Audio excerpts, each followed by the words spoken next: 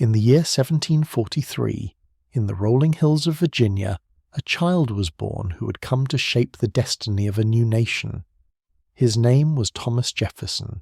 The world he entered was one of great promise and great uncertainty. A British colony on the edge of revolution, over the span of his long life, Jefferson would witness the birth of a country, help forge its independence, and leave a legacy that endures in the very fabric of the United States. Jefferson's early years were spent in a world where land and learning were the cornerstones of success. Raised in a family of wealth and prominence, he was both a product of his time and a visionary who would look beyond the conventional path laid out for him. The intellectual currents of the Enlightenment, which emphasized reason, liberty, and equality, would stir in him a belief in a government by the people, a belief that would guide much of his life's work. As we reflect on Jefferson's journey, we move through the quiet moments of his childhood, the turning points of his career, and the decisions that help shape the United States. His story unfolds slowly, like the turning of a page, each chapter steady and thoughtful, allowing us to consider not just his accomplishments, but also the complexities of the man who became a founding father. In this journey through his life, may we find a sense of calm as we trace the steps of a man who lived through extraordinary times and whose legacy remains a defining part of American history. Let us begin with the first chapter of Thomas Jefferson's life. If you find comfort in this journey, please remember to like, subscribe, and share where you're watching from as we continue this exploration of history together. Thomas Jefferson's early life unfolded amidst the quiet rhythms of Virginia's rural countryside.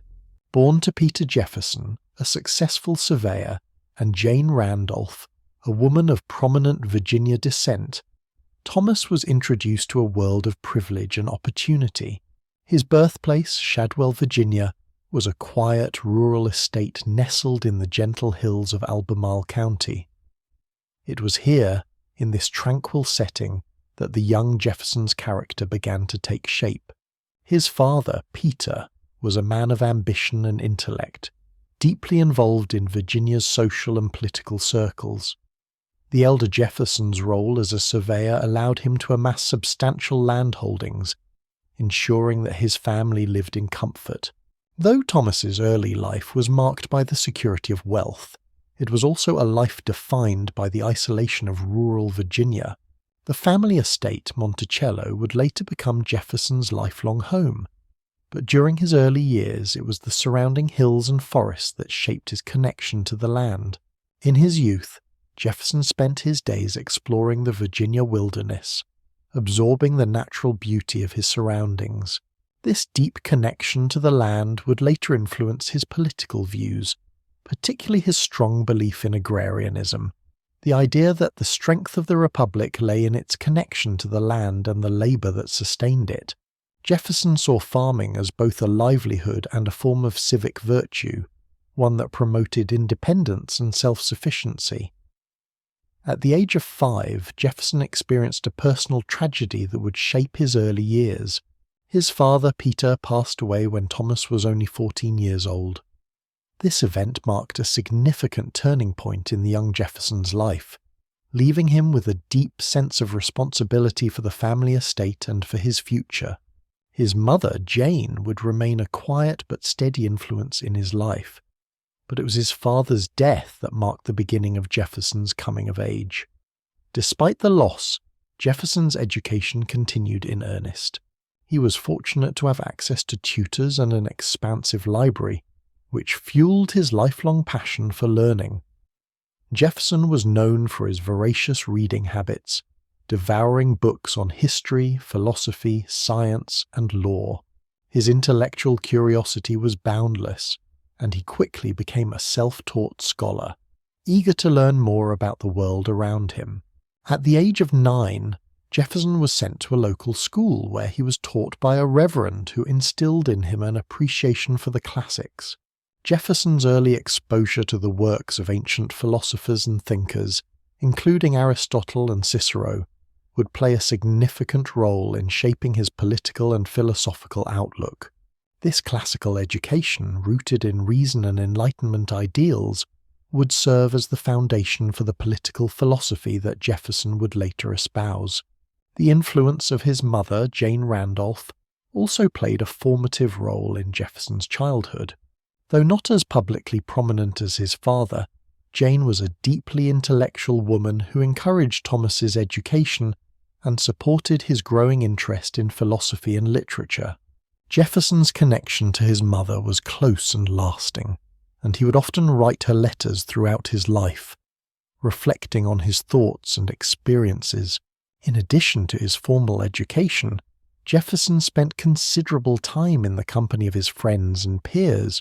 The social atmosphere of Virginia, with its emphasis on gentlemanly conduct and respect for tradition, helped shape Jefferson's personality and character. Though he was known for his intellectual prowess, Jefferson also enjoyed lively discussions and debates, often participating in conversations about government, liberty, and the future of America. Through these early experiences, Jefferson developed a deep sense of personal responsibility and an appreciation for the values of liberty and independence. These principles, born in the quiet landscape of Virginia, would later form the cornerstone of his political career and philosophy. Jefferson's connection to the land and his belief in the virtues of farming would shape his views on the ideal future of the United States, one in which the strength of the nation rested on the shoulders of the agrarian class. In many ways, Jefferson's early years were a preparation for the monumental role he would later play in American history.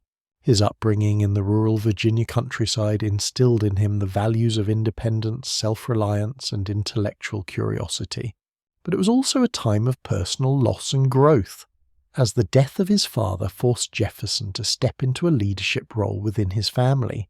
These formative years, spent amidst the rolling hills and quiet beauty of Virginia, would lay the foundation for Jefferson's later accomplishments and his enduring impact on the American Revolution and the shaping of the United States. As Jefferson entered adolescence, the weight of his father's legacy, combined with the influence of his mother's intellectualism, shaped his sense of duty and purpose. It was this blend of personal loss and intellectual development that prepared him to take on the challenges of adulthood and ultimately to play a crucial role in the birth of the American nation. In the next chapter of his life, we will see how Jefferson's education continued to unfold and how he began to navigate the complex political and social landscape of colonial Virginia. But for now, we rest in the stillness of his early years, where the seeds of his future greatness were quietly sown in the fertile soil of Virginia. Thomas Jefferson's adolescence was defined not only by the beauty and quiet of Virginia's countryside, but by the profound loss of his mother, Jane Randolph Jefferson.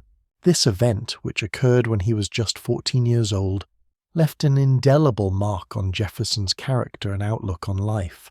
His relationship with his mother was deeply formative. She was a figure of emotional stability, guidance, and intellectual encouragement. Her passing would leave a void in his life that would echo throughout his later years. Jane Randolph Jefferson, born into one of Virginia's oldest and most respected families, was a woman of great dignity and intellect. She imparted to Thomas a sense of refinement, nurturing his early education and encouraging his intellectual pursuits. While Peter Jefferson, his father, was a man of action, Thomas's mother was more introspective, shaping the young Jefferson's love of literature, philosophy, and the classics. Her influence helped him develop a strong moral compass and an abiding appreciation for knowledge. Though Jefferson was deeply affected by his father's death a few years later, it was his mother's loss that profoundly altered his course as a young man. He was not yet fully prepared to face the responsibilities that came with inheriting his father's estate, and the loss of his mother left him grappling with grief while also shouldering a growing sense of obligation. Jane's death also marked a turning point in Jefferson's emotional development. As a child, he had been nurtured in the warmth of her care, yet the sudden absence of that maternal presence left him with an acute sense of vulnerability. Though he would continue to mature intellectually, emotionally, and physically, the shadow of his mother's death would linger over him. In the month that followed her passing, Jefferson found himself retreating into solitude.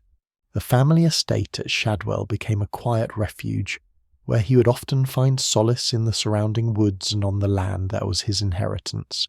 During this time, he began to more deeply connect with his inner thoughts, becoming increasingly introspective. It was here, amid the stillness of his grief, that Jefferson began to write down his thoughts. Journals and letters that would later offer insight into his personal philosophy and political beliefs. His grief, though deeply personal, would also fuel his desire for independence. The burden of responsibility that accompanied the loss of his mother's care reinforced his growing sense of duty, and the pressure to mature rapidly in the face of his father's death soon followed. These experiences of loss and growing responsibility would forge a strong resolve within Jefferson, a resolve that would serve him well in his future as a political leader and public servant. While Jefferson's intellectual pursuits continued, they took on new meaning. His love for literature and philosophy became a means of coping with the emotional turbulence of his teenage years. The classics that had first piqued his interest now became a source of comfort, as he found in the works of ancient philosophers a way to process his grief. Jefferson's focus on reason and logic, which would later shape his political ideas, began to emerge during these formative years. In the absence of a mother's nurturing presence, Jefferson began to lean heavily on his education and intellectual pursuits. This shift in focus would ultimately have a significant impact on his future. His grief, which might have paralyzed another, instead acted as a catalyst for his intellectual growth. It also set the stage for his later views on education, liberty and governance, principles he would later champion as a statesman. While Jefferson's early years had been filled with intellectual curiosity, it was now that his philosophical ideas began to mature. His sense of duty to his family and to his country grew stronger in the wake of his mother's passing. He began to see the world through the lens of personal responsibility, belief in liberty, and the importance of an educated citizenry. Jefferson's experience with loss also gave him a sense of empathy and understanding for those who faced hardship. This empathy would later become evident in his political philosophy, where he would advocate for the rights and liberties of individuals, particularly those who had been marginalized. His personal journey through grief, while deeply painful, ultimately shaped his belief in the sanctity of individual rights and the need for a government that respected those rights. This period of personal loss also marked a time of growth for Jefferson in his understanding of leadership. As he matured, he became more attuned to the responsibilities of public service. He came to understand that leadership was not merely about holding office or acquiring power, but about serving others, particularly those who were vulnerable and in need. His experience with loss, both personal and familial, provided him with the perspective necessary to lead with compassion and empathy, qualities that would define his public life. As Jefferson moved through adolescence, his grief began to soften, though it never fully left him. His mourning for his mother became quieter, more internalized, but it remained a significant part of his emotional landscape. In the years that followed, Jefferson would continue to reflect on the lessons he had learned from his mother's death. He would often draw upon this experience when making decisions, both personal and political, always remembering the strength it had taken to move forward in the wake of the loss. As he approached adulthood, Jefferson's grief for his mother had evolved into a deeper understanding of life's fragility and the importance of seizing the opportunities that came his way. The young man who'd once retreated into solitude now began to engage more actively in the world around him, slowly stepping into the role that he was destined to play in the formation of a new nation. Yet even as he embarked on this new path, Jefferson carried with him the quiet strength that had been forged in the fires of grief. The loss of Jane Randolph Jefferson was a pivotal moment in Thomas Jefferson's early years. Though it was a painful and formative event, it shaped him into the man who would go on to influence the course of American history. The grief he experienced in his youth ultimately gave way to a sense of purpose, a commitment to liberty, and a vision for a nation where personal responsibility, education, and intellectual curiosity could flourish. At the age of 16, following the death of his father and the heavy responsibility of managing his family's estate, Thomas Jefferson found himself at a crossroads in life. It was at this moment that he left the comfort of his home in Virginia to continue his education at the College of William and Mary in Williamsburg. This pivotal decision marked a significant turning point in his life, a transition from the quiet countryside to the bustling intellectual world of colonial Virginia. The College of William and Mary, founded in 1693, was one of the oldest and most prestigious institutions of higher learning in the American colonies. It was there that Jefferson was introduced to a wealth of intellectual ideas that would deeply shape his views on politics, philosophy, and governance. At the time, Williamsburg was a city filled with political activity, and the college itself was a place where the brightest minds of the colony gathered. Jefferson's arrival at this institution set the stage for the development of his revolutionary ideas, which would later help define the birth of the United States. Jefferson's decision to attend college was not only driven by intellectual curiosity but by necessity. His family's wealth had been affected by his father's death, and Jefferson's education had become the key to his future success. The college was a place where he could continue to build upon the foundation of knowledge that had begun with his early tutors and his time spent with his mother's intellectual influence. At William and Mary, Jefferson quickly became known for his sharp intellect and his passion for learning. He immersed himself in the study of Latin, Greek, and French, as well as literature, mathematics, and the sciences. His professors, including the renowned Dr. William Small, recognized Jefferson's exceptional abilities and became mentors to him. Dr. Small, in particular, was a profound influence on Jefferson, encouraging him to pursue his intellectual interests and develop a critical, independent mind. It was through Small's tutelage that Jefferson was first introduced to the works of great European thinkers, including John Locke, Francis Bacon, and Isaac Newton. These ideas would have a lasting impact on Jefferson's philosophy of government and his vision for the future of America. Locke's theories on natural rights and government by consent would become central to Jefferson's thinking, particularly in his drafting of the Declaration of Independence. Bacon's emphasis on empirical science and the pursuit of knowledge through reason would inform Jefferson's lifelong interest in scientific inquiry and innovation, and Newton's work in the field of natural law would shape Jefferson's belief in the power of reason to understand the universe and the workings of society. Jefferson's time at William and Mary was not solely academic, however. It was also a time for him to develop his social and political views. Williamsburg, with its growing influence in the colonial resistance movement, was a place where the young Jefferson began to engage in discussions about liberty, governance, and the rights of the colonies. The intellectual environment at the college was one of quiet rebellion, where ideas about independence and self-rule were taking root.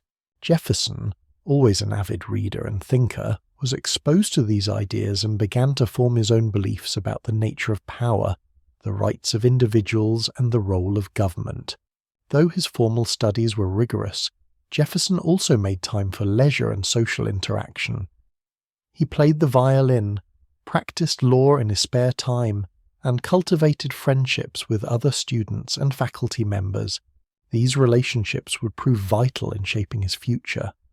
Jefferson's circle of friends at William and Mary included men who would go on to become key figures in American history, such as John Marshall, James Madison, and Edmund Randolph. These friendships were not merely academic. They were the foundations of a network that would support Jefferson in his political career. During his time at the college, Jefferson also became increasingly involved in the debates and political activity surrounding the growing tension between the American colonies and Great Britain. His education had opened his eyes to the ideals of the Enlightenment, and he began to see the revolutionary potential in the idea of self-governance. He believed that the colonies had a natural right to independence, and that the British Crown had overstepped its bounds in its treatment of the colonies. These ideas would eventually lead Jefferson to take a more active role in the resistance to British rule. Jefferson's academic journey at William and Mary was in many ways the beginning of his political awakening. His time at the college helped him to understand that knowledge was not only a means of personal advancement, but a tool that could be used to shape the future of his country. It was at William and Mary that Jefferson first began to envision a nation founded on the principles of liberty, equality, and self-governance. His education equipped him with the intellectual tools to challenge the existing system of government and to advocate for a new, more democratic model of rule. After completing his studies at William and Mary, Jefferson returned home to Virginia, armed with a wealth of knowledge and a growing sense of purpose. His time at the college had provided him with the intellectual foundation for his future political career. It also gave him the confidence to step onto the public stage and take an active role in the political life of Virginia. As Jefferson continued to reflect on his education, he began to recognize the importance of education in shaping the future of the United States. He believed that a republic could only thrive if its citizens were well educated and engaged in public life. This belief would be a driving force behind his later efforts to establish a system of public education in Virginia and his eventual founding of the University of Virginia. In the years that followed, Jefferson would continue to build upon the foundation laid during his time at William and Mary. His education there not only provided him with the tools to become a successful lawyer, but also helped him to shape his vision for the future of America. The ideas and principles that he encountered during his time at the college would resonate throughout his career and serve as the intellectual underpinning of his contributions to the nation. Jefferson's years at William and Mary were not simply a time of academic growth, they were a period of intellectual and political maturation.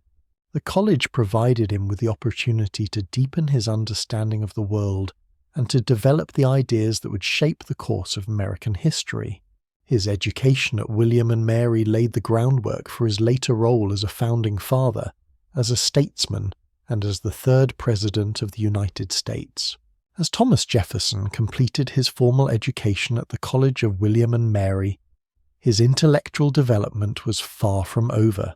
The foundation he had built during his academic years was only the beginning of what would become a lifelong pursuit of knowledge.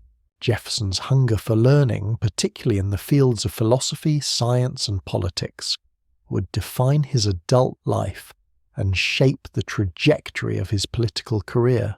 His commitment to expanding his knowledge was not simply a matter of personal growth. It was a lifelong dedication to the cultivation of a well-educated citizenry, which he believed was vital for the survival of a republic. After leaving college, Jefferson returned to Virginia, where he took up the practice of law. However, his time as a practicing lawyer was only one part of his life. In his spare moments, Jefferson continued to read extensively, exploring topics that spanned the breadth of human knowledge.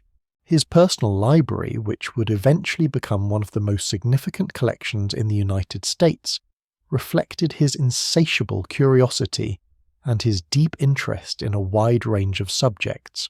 Among the early influences on Jefferson's intellectual development were the works of John Locke, whose theories on natural rights and the social contract deeply resonated with him. Locke's ideas about the inherent rights of individuals to life, liberty, and property formed the philosophical basis for Jefferson's later work, particularly in the drafting of the Declaration of Independence. Jefferson adopted Locke's view that governments were instituted to protect the natural rights of citizens, and when governments failed to do so, the people had the right to alter or abolish them. This concept would become central to Jefferson's understanding of liberty and governance. Jefferson was also profoundly influenced by the works of other Enlightenment thinkers, including Montesquieu, Rousseau, and Voltaire. Montesquieu's ideas about the separation of powers in government would inform Jefferson's belief in the need for a system of checks and balances in the United States. Rousseau's work on the general will and the importance of democracy would influence Jefferson's commitment to republicanism and the idea of popular sovereignty. And Voltaire's advocacy for individual freedoms and religious tolerance resonated with Jefferson's belief in the importance of personal liberty and the separation of church and state. In addition to his philosophical influences, Jefferson was drawn to the natural sciences, which he regarded as an essential part of human understanding. His interest in science, particularly in fields like geology, botany, and astronomy, was evident throughout his life. Jefferson was a man of reason, and he sought to understand the world around him through careful observation, experimentation, and study. He corresponded with leading scientists of the time and conducted his own experiments at his estate in Monticello, where he designed ingenious devices such as the polygraph and the spherical sundial. He also established a botanical garden at Monticello, where he cultivated a vast array of plants, many of which were new to America. Jefferson's love of science was not limited to academic study. It was also deeply intertwined with his political philosophy. He believed that the pursuit of knowledge and scientific advancement was essential to the progress of society. As president, Jefferson was instrumental in promoting scientific exploration and inquiry, most notably through his commissioning of the Lewis and Clark expedition.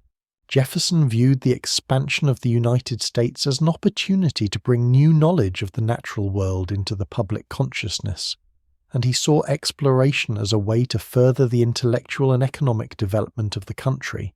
His early influences were not limited to books alone. Jefferson's personal experiences also shaped his understanding of the world. As a young man, he had been deeply affected by the diverse intellectual and political currents that were beginning to emerge in colonial America. His involvement in the resistance to British rule was a natural extension of the ideas he'd been studying. The growing sense of independence and the desire for self-governance were not abstract concepts to Jefferson. They were rooted in the very principles of liberty and natural rights that he had learned about in his studies. In addition to his intellectual pursuits, Jefferson's early political career was shaped by the practical realities of governing. He first entered public life as a member of the Virginia House of Burgesses, where he began to develop his ideas about the relationship between government and the governed. It was in this context that he began to advocate for colonial rights and to push back against the growing power of the British Crown. His early speeches in the House of Burgesses reflected his belief in the rights of individuals and the need for a government that was accountable to the people. Jefferson's time in the Virginia legislature also gave him a deeper understanding of the complexities of governance. As he became more involved in the political life of Virginia, he began to appreciate the intricacies of law, diplomacy, and the management of public affairs. His legal training, combined with his philosophical studies, gave him a unique perspective on the relationship between law and liberty. He believed that laws should be just and that the power of government should be limited by a system of checks and balances. His experiences in Virginia's political system would lay the groundwork for his future work in the Continental Congress, and later in the drafting of the Declaration of Independence. Throughout these years, Jefferson's life was a balancing act between his intellectual pursuits and his growing political career. He was deeply committed to both the life of the mind and the life of public service. For Jefferson, the two were inseparable. His belief in the power of education and reason was at the heart of his political philosophy. He saw the ability to govern wisely and justly as a direct result of an educated citizenry, and he was determined to play a role in fostering that education. As Jefferson matured, his commitment to learning and intellectual exploration remained unwavering. He surrounded himself with books, ideas, and people who challenged his thinking and helped to refine his views. The lessons of his early years, both personal and intellectual, would guide him throughout his life. His lifelong love of learning would shape the course of his career, and would influence the policies he pursued as president. In many ways, Jefferson's political career was a natural extension of his intellectual life, a way to put his ideas into practice and to help build a society that was grounded in reason, liberty, and education. After completing his education at the College of William and Mary and absorbing the intellectual currents of the Enlightenment, Thomas Jefferson returned to Virginia in the early 1760s. At just 24 years old, Jefferson began his legal career, a path that would serve as the foundation for his future involvement in public life. While his professional work as a lawyer was important, it was Jefferson's growing political awareness and intellectual rigor that truly set him apart. His early years as a lawyer shaped not only his legal philosophy, but also his understanding of the political and social challenges facing the American colonies. Upon his return to Virginia, Jefferson quickly established himself as a promising young lawyer. He was admitted to the bar in 1767 and soon began representing clients in local courts. The practice of law, however, was only one aspect of Jefferson's professional life. Even as he built his legal career, he turned his attention toward the political issues of the day. The tension between the American colonies and the British Crown was escalating, and Jefferson, like many of his contemporaries, began to recognize the importance of the coming struggle for colonial rights. Jefferson's legal education had equipped him with the tools to argue for justice, and it was in this context that he began to focus on the rights of individuals and the colonial resistance to British rule. His early legal work was grounded in his belief in natural rights and the importance of a government that existed to protect those rights.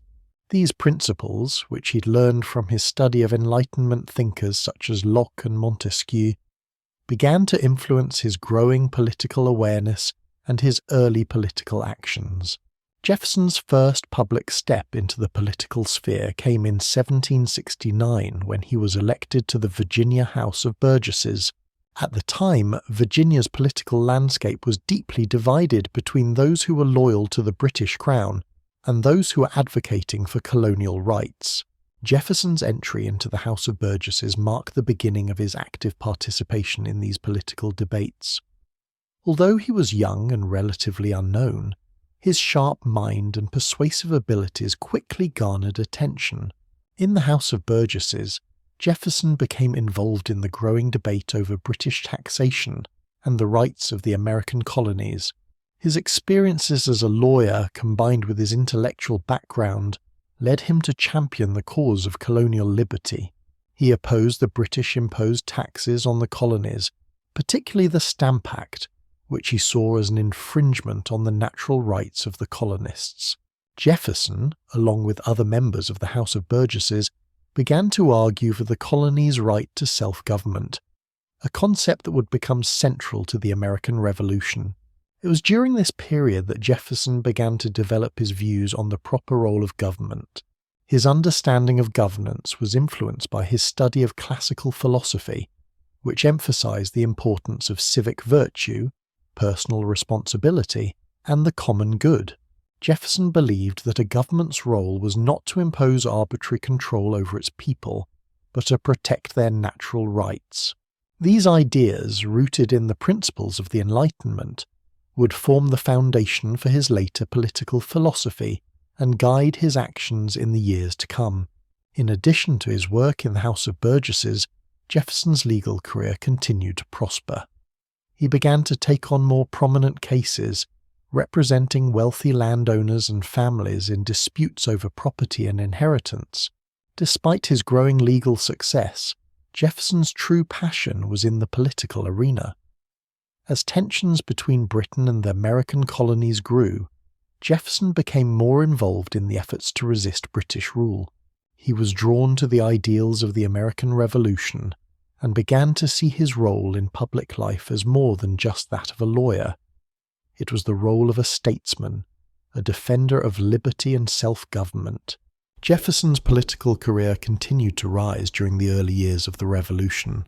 In 1774, just a year before the outbreak of the Revolutionary War, Jefferson wrote a summary view of the rights of British America, a pamphlet that outlined the colonists' grievances against Britain. In this document, Jefferson articulated a powerful argument for colonial rights and the need for independence. It was in this pamphlet that Jefferson first expressed his belief that the colonies had the right to govern themselves without interference from Britain. The pamphlet was widely read and helped establish Jefferson as a leading voice in the colonial resistance. The pamphlet's impact extended beyond the intellectual circles of Virginia. It helped to frame the political discourse surrounding American independence and contributed to the growing sentiment for rebellion. Jefferson's advocacy for the rights of the colonies earned him a place among the leading political figures of the time, and he was soon recognized as a key figure in the movement for independence. His ability to combine legal reasoning with Enlightenment principles made his arguments compelling to a wide audience. In 1775, as the Revolutionary War began, Jefferson was called upon to serve in the Continental Congress. It was during his time in the Continental Congress that Jefferson would make his most significant contribution to the cause of independence, the drafting of the Declaration of Independence. But before this defining moment, Jefferson's legal career and political involvement had already provided him with a strong foundation for his role in shaping the future of the nation. Throughout his early career, Jefferson remained committed to his intellectual ideals and political beliefs. He understood the importance of law as a means of achieving justice and protecting the rights of individuals. His legal work, combined with his growing political influence, prepared him for the monumental task of shaping the future of a new nation.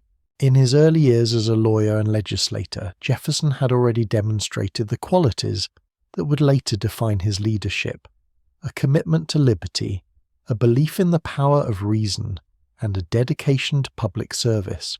Jefferson's time as a young lawyer and legislator also marked the beginning of his evolution as a political thinker. The ideas that would later form the basis of political philosophy, the importance of individual rights, the necessity of limited government, and the need for an educated citizenry, were all grounded in his early experiences in law and politics. His understanding of the law as a tool for protecting liberty and promoting justice was shaped by his early career, and it would continue to guide him throughout his life.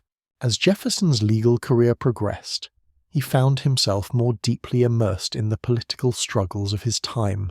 His growing influence in Virginia and his involvement in the resistance against British rule set the stage for his eventual role in the Continental Congress and his work on the Declaration of Independence. The early years of Jefferson's public life laid the foundation for his future contributions to the American Revolution and the shaping of the United States. In the summer of 1776, as tensions between the American colonies and Britain reached their boiling point, the Continental Congress gathered in Philadelphia to confront the question of independence. It was a moment that would define the future of a nation. The delegates were divided, some still hopeful for reconciliation with Britain, while others believed the time for negotiation had passed. In the midst of these debates, a young man from Virginia, Thomas Jefferson, was given a task that would forever alter the course of history. At just 33 years old, Jefferson was tasked with writing the Declaration of Independence, the document that would announce the American colonies' decision to break from British rule. It was a daunting responsibility, one that required not only a firm grasp of political philosophy, but the ability to articulate the deep yearning for freedom that had been building across the colonies. Jefferson, already an established intellectual and politician, was well suited for the task. His education in law, philosophy, and the Enlightenment had prepared him to craft a statement that would capture the essence of the colonies' grievances and their desire for self-governance. When Jefferson was selected to write the Declaration, he was not the only influential thinker in the room. The Continental Congress was filled with capable men, John Adams, Benjamin Franklin, and others, whose voices would help shape the document. Yet it was Jefferson who was chosen to put the ideas into words. His eloquence and ability to express complex ideas in a clear and compelling manner made him the ideal candidate for the task. Jefferson's approach to writing the Declaration was grounded in the principles of natural rights and the belief that all men are created equal. These ideas, drawn from the works of philosophers like John Locke, had become central to Jefferson's political thinking. Locke's theories of government by consent and the natural rights of life, liberty and property were deeply ingrained in Jefferson's worldview. He believed that the primary role of government was to protect these rights, and when a government failed to do so, the people had the right to alter or abolish it.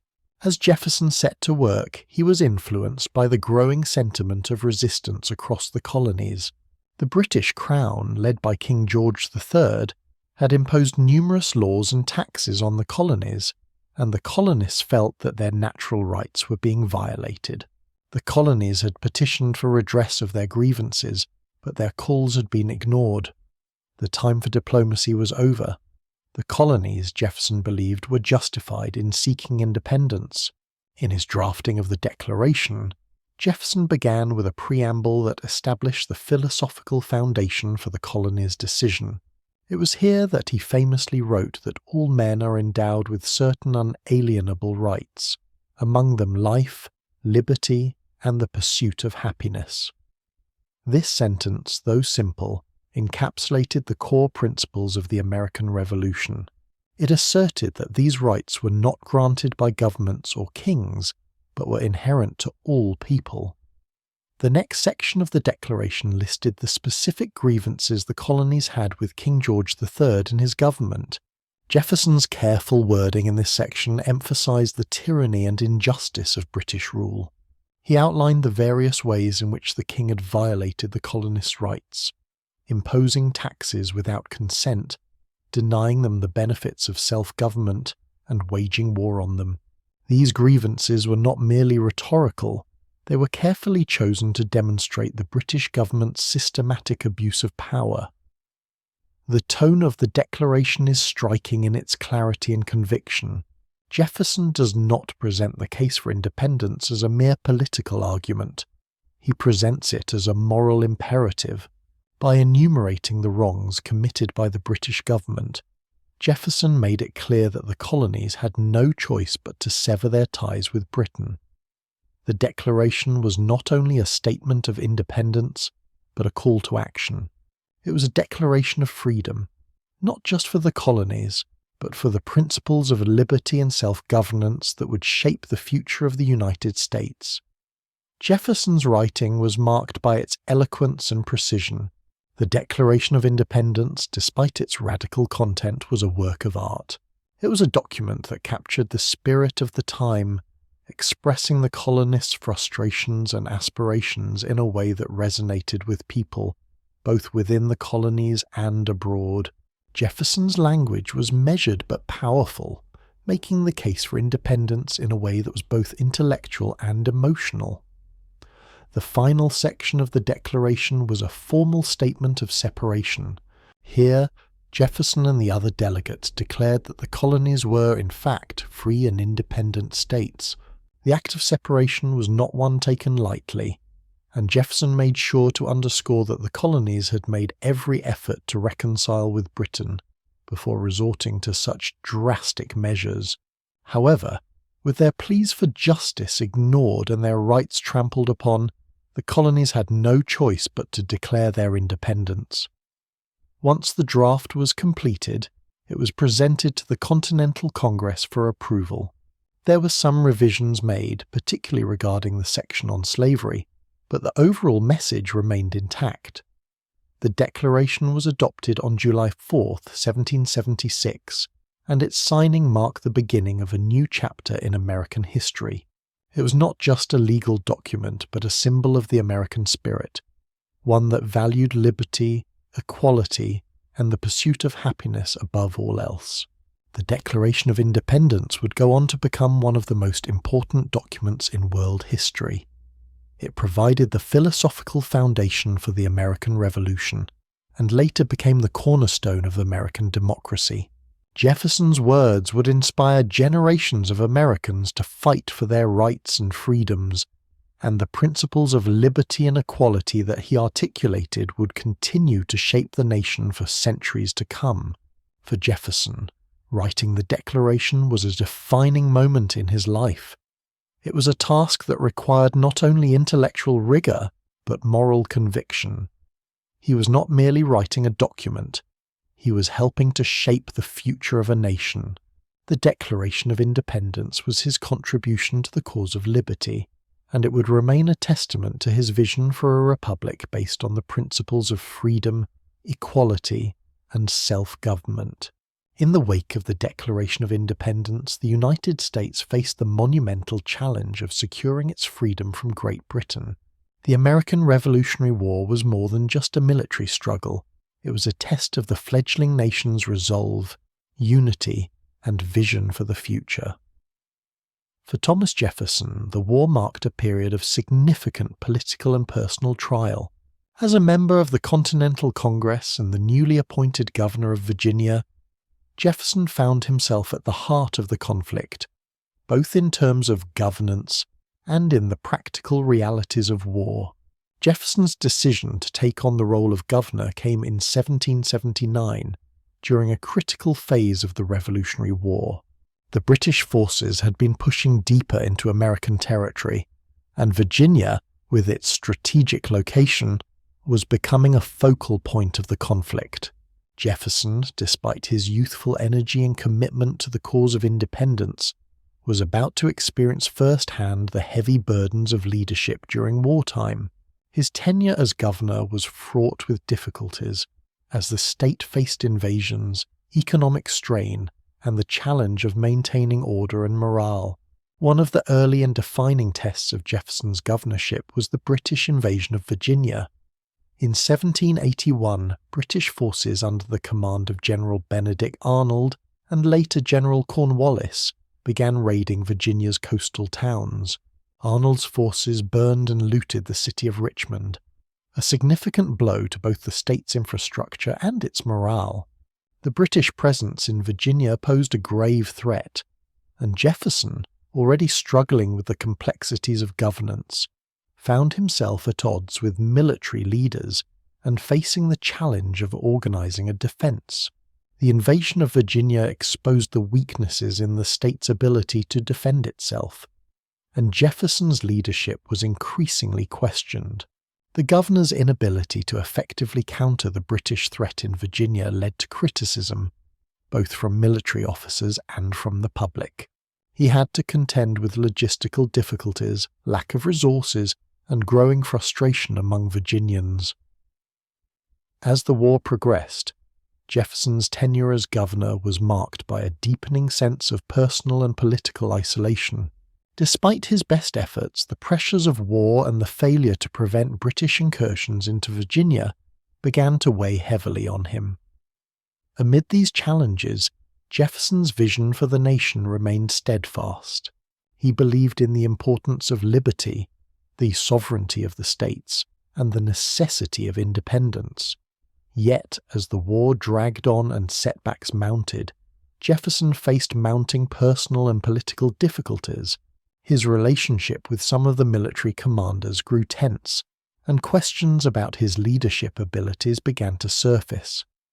In addition to the external challenges of the war, Jefferson's personal life was also affected. His wife, Martha, who had been a steady source of emotional support during his early political career, passed away in 1782. Her death, coming at a time of such personal and political strain, left Jefferson grieving and further isolated. The loss of Martha left him emotionally exhausted, and it deepened his sense of the cost of the war, both on a national and personal level. He continued to focus on the work of the state, but the emotional toll of her death was significant. Despite these difficulties, Jefferson's commitment to the cause of independence remained unshaken. He continued to serve as governor, working to support the war effort and to uphold Virginia's role in the Revolution. However, His governorship would be marked by increasing discontent and his eventual resignation in 1781, shortly before the war's final stages. By this point, Jefferson had become disillusioned with the challenges of leadership during wartime and with the failure to effectively manage the defense of Virginia. Despite the setbacks he faced as governor, Jefferson's influence remained strong, and his political philosophy continued to evolve.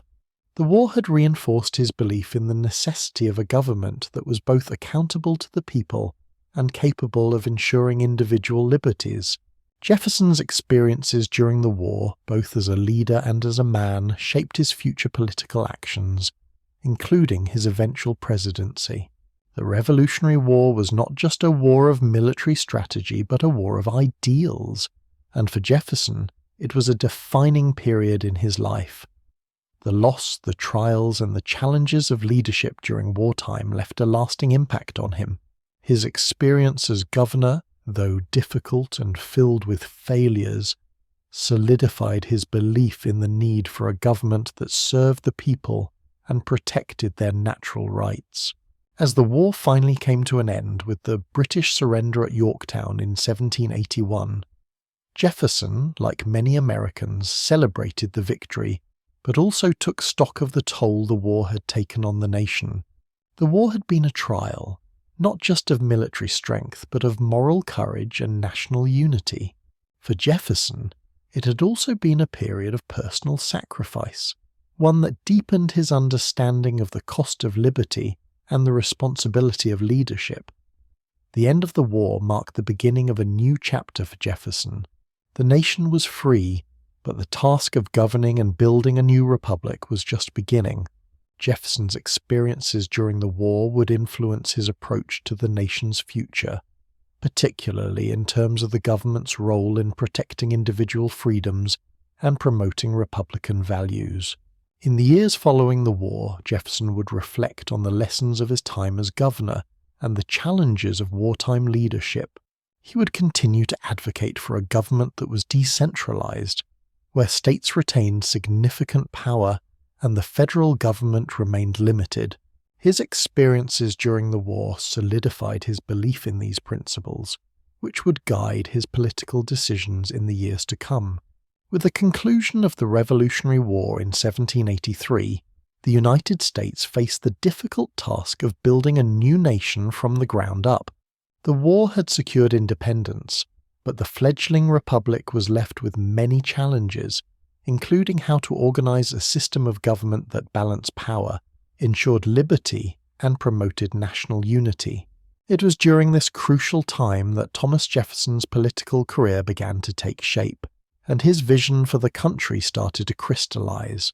Following the war, Jefferson returned to Virginia, where he continued to play an important role in state politics. In 1784, he was appointed as the United States Minister to France, a position that allowed him to witness firsthand the ongoing changes sweeping through Europe. The French Revolution was in full swing, and Jefferson's time in Paris exposed him to the revolutionary ideals that were beginning to take hold across the continent. The French Revolution and its democratic ideals greatly influenced Jefferson's understanding of republicanism, liberty, and the role of government. While in France, Jefferson observed the effects of Enlightenment thinking in action. The French Revolution, though violent and fraught with contradictions, was fueled by many of the same principles that had guided the American Revolution: a belief in individual rights, liberty, and the pursuit of happiness. Jefferson, a passionate believer in these ideals, was deeply impressed by the enthusiasm of the French people as they sought to overthrow the old monarchy and establish a republic grounded in the rights of citizens. His time in Paris reaffirmed his commitment to the values of the American Revolution and further shaped his vision for the United States as a nation that prioritized individual freedoms and democratic governance. However, Jefferson's time abroad also exposed him to the political and social unrest that could result from radical change. While he admired the French Revolution's ideals, He was keenly aware of the dangers of mob rule and the instability that accompanied the overthrow of entrenched systems of power. This tension between revolutionary ideals and the reality of political upheaval would influence Jefferson's thoughts on governance and his approach to the future of the United States. In 1789, Jefferson returned to America and was appointed as the first Secretary of State under President George Washington. As Secretary of State, Jefferson was tasked with managing the country's foreign affairs at a time when the United States was still finding its place on the world stage. He sought to ensure that the young republic would maintain its independence and avoid becoming entangled in the political struggles of Europe. Jefferson's time as Secretary of State was marked by his strong belief in the principle of non-intervention, which would become a cornerstone of his foreign policy throughout his career. Jefferson's vision for the future of the United States was one of agrarian republicanism. He believed that the strength of the nation lay in its independent farmers, who, he thought, represented the ideals of liberty, self-reliance, and democratic participation. Jefferson's ideal republic was one in which the government was limited, and power was decentralized to the states. He feared that a strong central government would lead to tyranny, and he was wary of the growing power of the federal government under Washington and his allies, particularly Treasury Secretary Alexander Hamilton. Jefferson's concerns about the concentration of power in the federal government led him to become a leading figure in the opposition to Hamilton's economic policies. Hamilton, a Federalist, sought to establish a strong national bank and centralized fiscal policies that Jefferson believed would undermine the Republic's agrarian roots. Jefferson's opposition to Hamilton's vision of a strong federal government culminated in the formation of the Democratic Republican Party, a political group dedicated to promoting states' rights and limiting the power of the federal government. This political divide would define much of Jefferson's career, as he became the leading voice for the party that opposed federalism and advocated for a more decentralized government. Throughout his time as Secretary of State, Jefferson also focused on the issue of slavery, a topic that was already becoming a central point of tension in American politics. Though Jefferson himself was a slave owner, he expressed concern over the institution of slavery and its impact on the future of the nation. He believed that slavery was morally wrong and that it posed a threat to the ideals of liberty that the American Revolution had championed. Jefferson's stance on slavery was complicated, and his views on the matter evolved over time. He supported gradual emancipation and believed that slavery would eventually die out in the United States. But he also believed that the issue needed to be addressed carefully to avoid destabilizing the fragile nation. As Secretary of State, Jefferson also played a key role in shaping the United States' relationships with foreign nations. In particular, he focused on the country's relations with France and Britain, two of the most powerful nations in the world at the time. Jefferson sought to maintain peace and avoid foreign entanglements, while also advocating for American interests abroad. His tenure as Secretary of State was marked by a commitment to neutrality and diplomacy, though his efforts to avoid conflict were sometimes challenged by the ongoing tensions between European powers. In 1796, Jefferson stepped down as Secretary of State and returned to private life in Virginia. His years in public service had shaped his political views and reinforced his commitment to the principles of liberty and states' rights. In 1799, Jefferson was once again called to serve the nation when he was elected as Vice President under President John Adams. As Vice President, Jefferson continued to champion the cause of states' rights and limited government, while also working to build the influence of the Democratic Republican Party. The post-war years were a time of great political and social change in the United States. The nation was still in its infancy, and its future was uncertain. Jefferson's vision for the country, shaped by his time in France, his opposition to federalism, and his belief in the power of the people, would continue to guide his actions as he moved into the next phase of his political career. His role in shaping the post-revolutionary republic would prove to be one of the most important and enduring aspects of his legacy. In 1800, after a contentious election, Thomas Jefferson was elected the third President of the United States. His election marked the beginning of a new era in American politics, one in which the principles of the Democratic-Republican Party would take center stage. Jefferson's presidency would be defined by his commitment to the ideals of liberty, decentralization, and agrarianism. As president, he sought to reshape the government to reflect these values, and his time in office would be marked by significant achievements as well as challenges. Jefferson's vision for the future of the United States was grounded in his belief that the strength of the nation lay in its agricultural roots. He feared that too much centralization of power in the federal government would lead to tyranny, and he believed that the United States should remain a nation of independent farmers rather than an industrialized society. Jefferson's ideal was a republic that would remain small, decentralized, and focused on the well-being of its citizens, particularly the farmers who he believed represented the heart of the nation. One of the first challenges Jefferson faced as president was dealing with the aftermath of the intense partisan divisions that had marked the election. The country was deeply divided between the Federalists, who believed in a strong central government, and the Democratic Republicans, who championed states' rights and limited government. Jefferson sought to unify the nation by emphasizing the need for compromise and reconciliation. In his inaugural address, he famously declared, "We are all Republicans, we are all Federalists," calling for a government that would transcend political factions and serve the common good of the nation.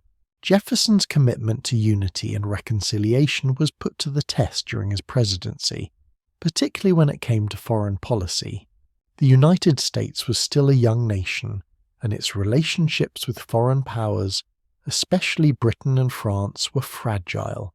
Jefferson's primary goal in foreign relations was to avoid entanglement in the conflicts of Europe and to maintain American neutrality.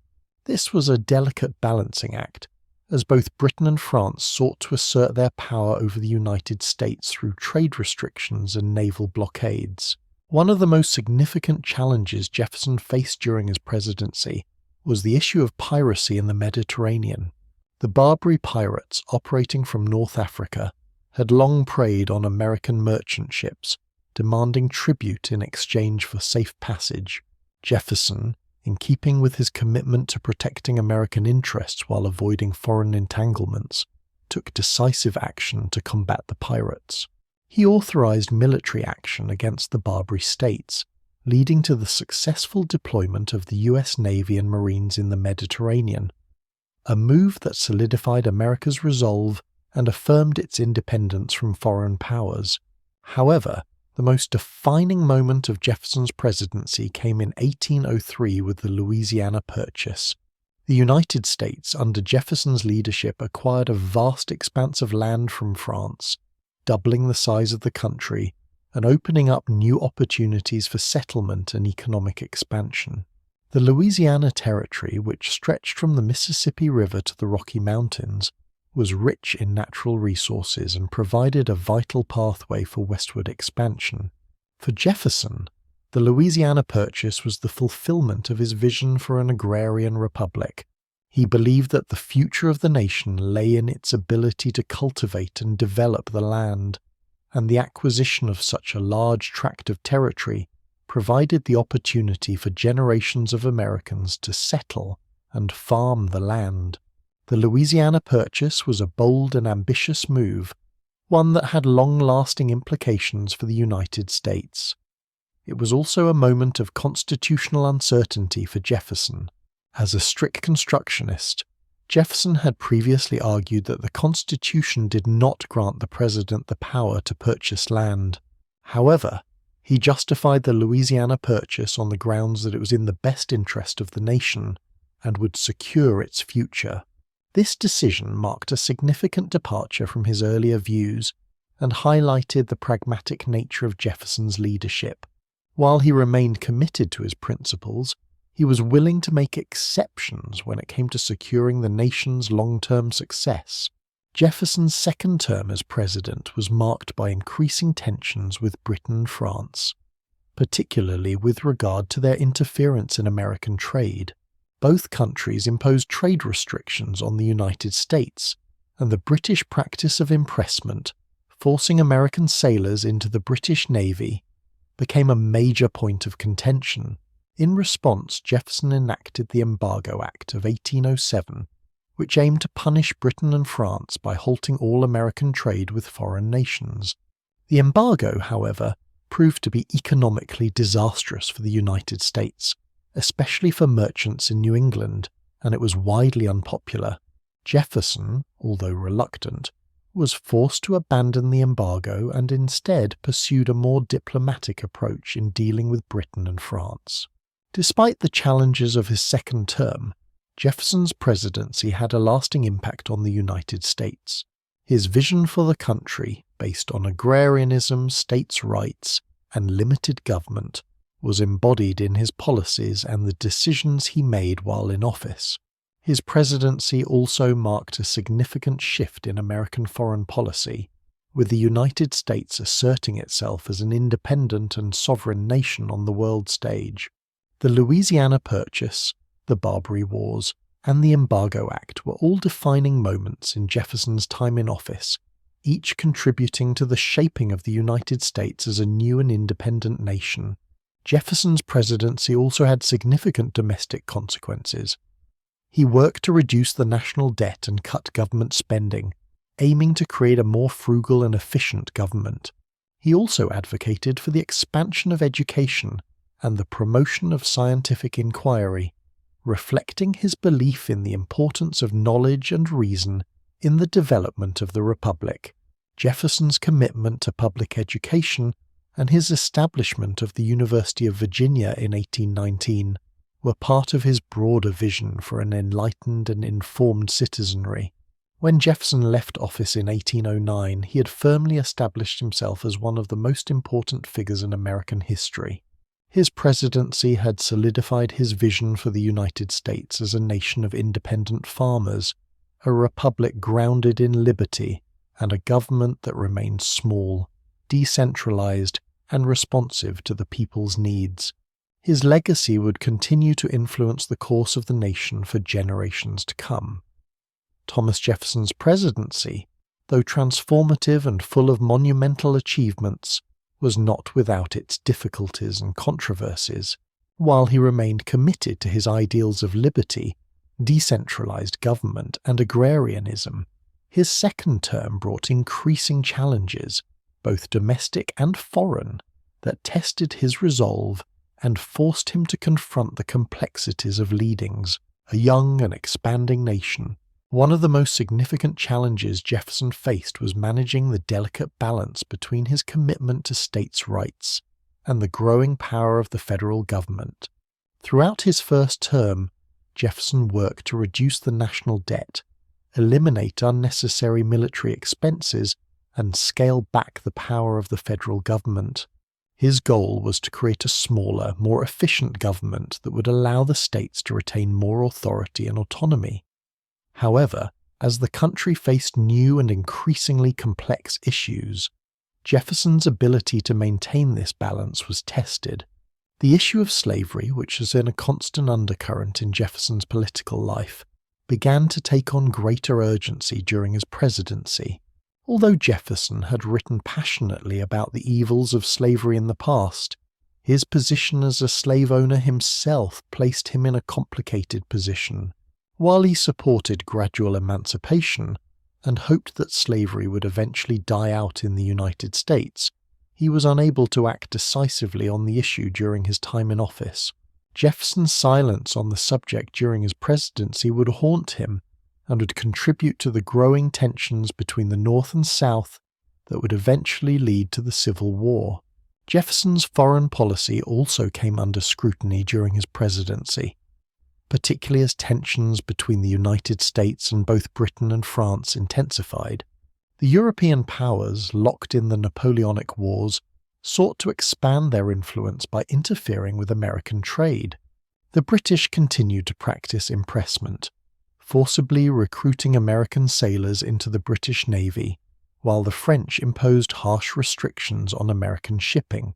Jefferson's response to these challenges was the Embargo Act of 1807, which prohibited American ships from trading with foreign nations in an effort to punish Britain and France for their interference in American commerce. The Embargo Act, however, proved to be a major failure. It caused significant economic hardship in the United States, particularly for merchants and shipowners in New England, who were the hardest hit by the restrictions. The embargo also led to widespread public discontent, and many saw it as a failed attempt at diplomacy that harmed the American economy without achieving any significant results. Jefferson, who had hoped the embargo would force Britain and France to respect American neutrality, was left with little recourse when it became clear that the policy was hurting his own country more than it was hurting its adversaries. Faced with mounting pressure, Jefferson eventually lifted the embargo in 1809, but the damage had already been done to his reputation. Another challenge that arose during Jefferson's presidency was his relationship with the judiciary. Throughout his time in office, Jefferson clashed with the Federalist-dominated judiciary, particularly with Chief Justice John Marshall. Marshall, who had been appointed by President John Adams, was an ardent Federalist and a strong advocate for a powerful central government. Jefferson, a staunch proponent of states' rights, saw the judiciary as an obstacle to his vision of limited government and feared that it would undermine his policies. One of the most significant confrontations between Jefferson and the judiciary came in the case of Marbury v. Madison, 1803, a landmark Supreme Court case in which Marshall established the principle of judicial review, the power of the courts to declare laws unconstitutional. Jefferson was furious about the ruling, believing it gave too much power to the judiciary and undermined the authority of the executive and legislative branches. However, despite his frustration, Jefferson was unable to overturn the decision, and judicial review became an enduring part of American constitutional law. Jefferson also faced criticism from within his own party during a second term. The Democratic Republicans, who had supported his vision of limited government and agrarianism, began to splinter as new political divisions emerged. Some members of the party began to question Jefferson's commitment to states' rights, particularly after the Louisiana Purchase, which they saw as an expansion of federal power. Jefferson's decision to send the Lewis and Clark expedition to explore the Western Territories, though widely praised, was also viewed by some as an overreach of federal authority. As Jefferson's second term wore on, the pressures of leadership began to take their toll. His efforts to balance the needs of the nation with his vision of limited government became increasingly difficult, and he began to feel the weight of his responsibilities. The challenges he faced, from foreign entanglements to domestic political divisions, tested Jefferson's political philosophy and forced him to make compromises he had never anticipated. Despite these struggles, Jefferson remained resolute in his belief that the United States was destined to be a nation of liberty and self-governance. He continued to advocate for an agrarian republic, where the power of the government would be limited and the rights of the people would be protected. Jefferson's vision for the future of the United States remained unchanged, even as he faced the difficulties of governance during a time of political, economic, and social upheaval. By the time Jefferson left office in 1809, he had successfully navigated the country through some of its most challenging early years. His presidency had been marked by significant accomplishments, including the Louisiana Purchase, the reduction of the national debt, and the promotion of an agrarian vision for the nation. Yet it had also been marked by struggles and controversies, from the failure of the Embargo Act to the challenges posed by his relationship with the judiciary. The weight of these struggles would leave a lasting impact on Jefferson, who retired to his beloved Monticello, reflecting on the legacy he had built and the challenges that still lay ahead for the nation. After 2 terms as president, Thomas Jefferson retired from public office in 1809 and returned to his beloved Monticello, the plantation he had built and where he had spent much of his life. At the age of 66, Jefferson was no longer the energetic, ambitious politician who had played such a pivotal role in the birth of the United States. Instead, he was a reflective statesman, looking back on his achievements and the challenges he had faced. Yet retirement did not mean a retreat from public life or a retreat from his ideals. It was in many ways a continuation of the work he had begun earlier in his life. Monticello, located on a hill overlooking the Virginia countryside, was Jefferson's personal sanctuary, a place where he could pursue his intellectual interests, manage his estate, and continue to shape the future of the nation. The home was a symbol of Jefferson's commitment to classical ideals and rational thought. He spent much of his time at Monticello studying history, philosophy, and science. His library, which was one of the largest in America at the time, became a repository for the knowledge he had accumulated over the years. Jefferson's intellectual curiosity did not wane in retirement. Instead, he embraced it, continuing to read, write, and engage in correspondence with leading thinkers of his time. In retirement, Jefferson also devoted considerable time to cultivating his vision for education and the future of the United States. His commitment to public education had been a guiding principle throughout his life, and it was in his later years that he saw the opportunity to make a lasting impact on the nation's educational system. One of his most significant achievements during this period was the founding of the University of Virginia, which he envisioned as an institution that would promote the ideals of republicanism and provide an education rooted in reason and critical thinking. Jefferson's dream for the university was to create a place where young men could receive a liberal education, free from the influence of religious dogma and focused on the development of reason, civic virtue, and scientific inquiry. The founding of the University of Virginia was a culmination of Jefferson's belief in the importance of education as a means of ensuring the success of the Republic. He believed that an educated citizenry was essential to the functioning of a democratic government, and that the future of the United States depended on its ability to cultivate knowledge and virtue in its people. Jefferson was deeply involved in the design and construction of the university, selecting the faculty, shaping the curriculum, and even designing the buildings. His involvement in the project was a reflection of his lifelong commitment to education and his desire to leave a lasting legacy for future generations. While Jefferson's intellectual pursuits remained central to his life in retirement, his personal reflections on the political and social issues of the day were also a key aspect of his later years.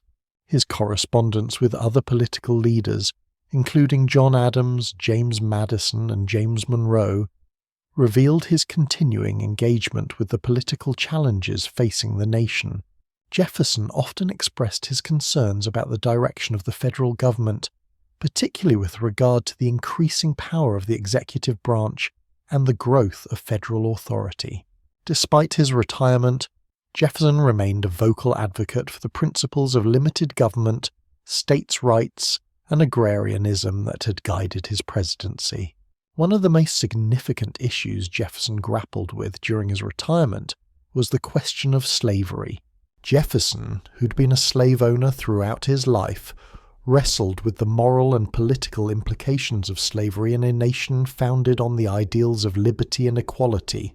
In his letters, Jefferson often expressed his belief that slavery was a deeply troubling institution that violated the principles of the Declaration of Independence. He hoped that slavery would eventually die out, and that the nation would find a way to abolish it gradually. However, Jefferson's views on slavery were complicated by his own position as a slave owner, and he struggled to reconcile his personal beliefs with the reality of his own circumstances. In his later years, Jefferson's health began to decline, and the personal and political burdens of his long life weighed heavily on him. He had outlived many of his contemporaries, including his friend and political ally John Adams, with whom he had shared a deep and complex friendship. Jefferson and Adams, despite their differences, had been united in their commitment to American independence and the principles of the Revolution. The two men had become estranged in their later years due to political differences, but in the final years of their lives they rekindled their correspondence and shared reflections on their lives and the future of the United States. Their letters, which were exchanged over the course of several years, revealed a mutual respect and admiration for one another, as well as a shared understanding of the challenges facing the nation. Jefferson's health continued to deteriorate in the final years of his life. He was plagued by a variety of ailments, including rheumatism and a series of strokes that left him frail and weak. Despite his physical decline, Jefferson remained intellectually sharp and continued to correspond with friends and political leaders until his death. In his final years, Jefferson was deeply reflective about his life and legacy. He was aware that his time was limited, and he sought to ensure that his vision for the United States would endure. On July 4, 1826, exactly 50 years after the signing of the Declaration of Independence, Thomas Jefferson passed away at Monticello. His death on the anniversary of the nation's birth seemed fitting for a man who had played such a crucial role in shaping the United States. Jefferson's passing marked the end of an era in American history. The country had grown and changed, but Jefferson's ideals, his belief in liberty, education, and self-government, remained central to the nation's identity. Despite the controversies that surrounded his life, particularly regarding slavery and his views on race, Jefferson's legacy as a founding father and a champion of liberty endures. His vision for the United States, a republic founded on the principles of equality, individual rights, and civic virtue, remains a guiding force in the nation's development. Jefferson's retirement at Monticello was not just a time for personal reflection, but a period of continued engagement with the ideas that had shaped his life and his country. As Thomas Jefferson's health declined in the early 1820s, his once boundless energy and intellectual vigor began to wane. By the time he reached his 80th year, Jefferson was no longer the towering figure of the American Revolution, or the transformative president who'd secured the country's future with bold policies like the Louisiana Purchase. Now, in the quiet of Monticello, his life was drawing to a close.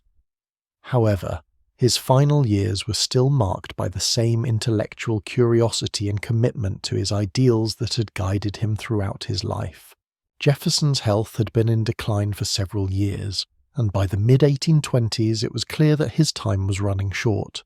He had suffered from various ailments, including a series of strokes, which left him physically frail and often unable to carry out the daily tasks he once enjoyed. Yet despite these physical challenges, Jefferson remained mentally sharp, continuing to read, write, and correspond with friends and political figures. His intellect, ever sharp and probing, had never dulled, and in the quiet moments of reflection, he often thought about his legacy, his contributions to the Republic, and the future of the country he had helped to create. By this point in his life, Jefferson had lived through extraordinary events. He had witnessed the birth of a nation, shaped its early government, and fought for its independence. He had written the Declaration of Independence, served as president, and witnessed the expansion of the United States. He had been a key figure in the shaping of American ideals, and had left an indelible mark on the nation's history. Yet, as he neared the end of his life, Jefferson remained keenly aware of the unfinished work of the nation. While he had fought for liberty and equality, the institution of slavery remained a deeply entrenched part of American society, a contradiction Jefferson could never fully reconcile. His personal involvement in slavery, despite his belief in its moral wrongness, left him with a conflicted legacy. Still, he held on to the hope that slavery would eventually fade from American life, a belief he held steadfastly throughout his life.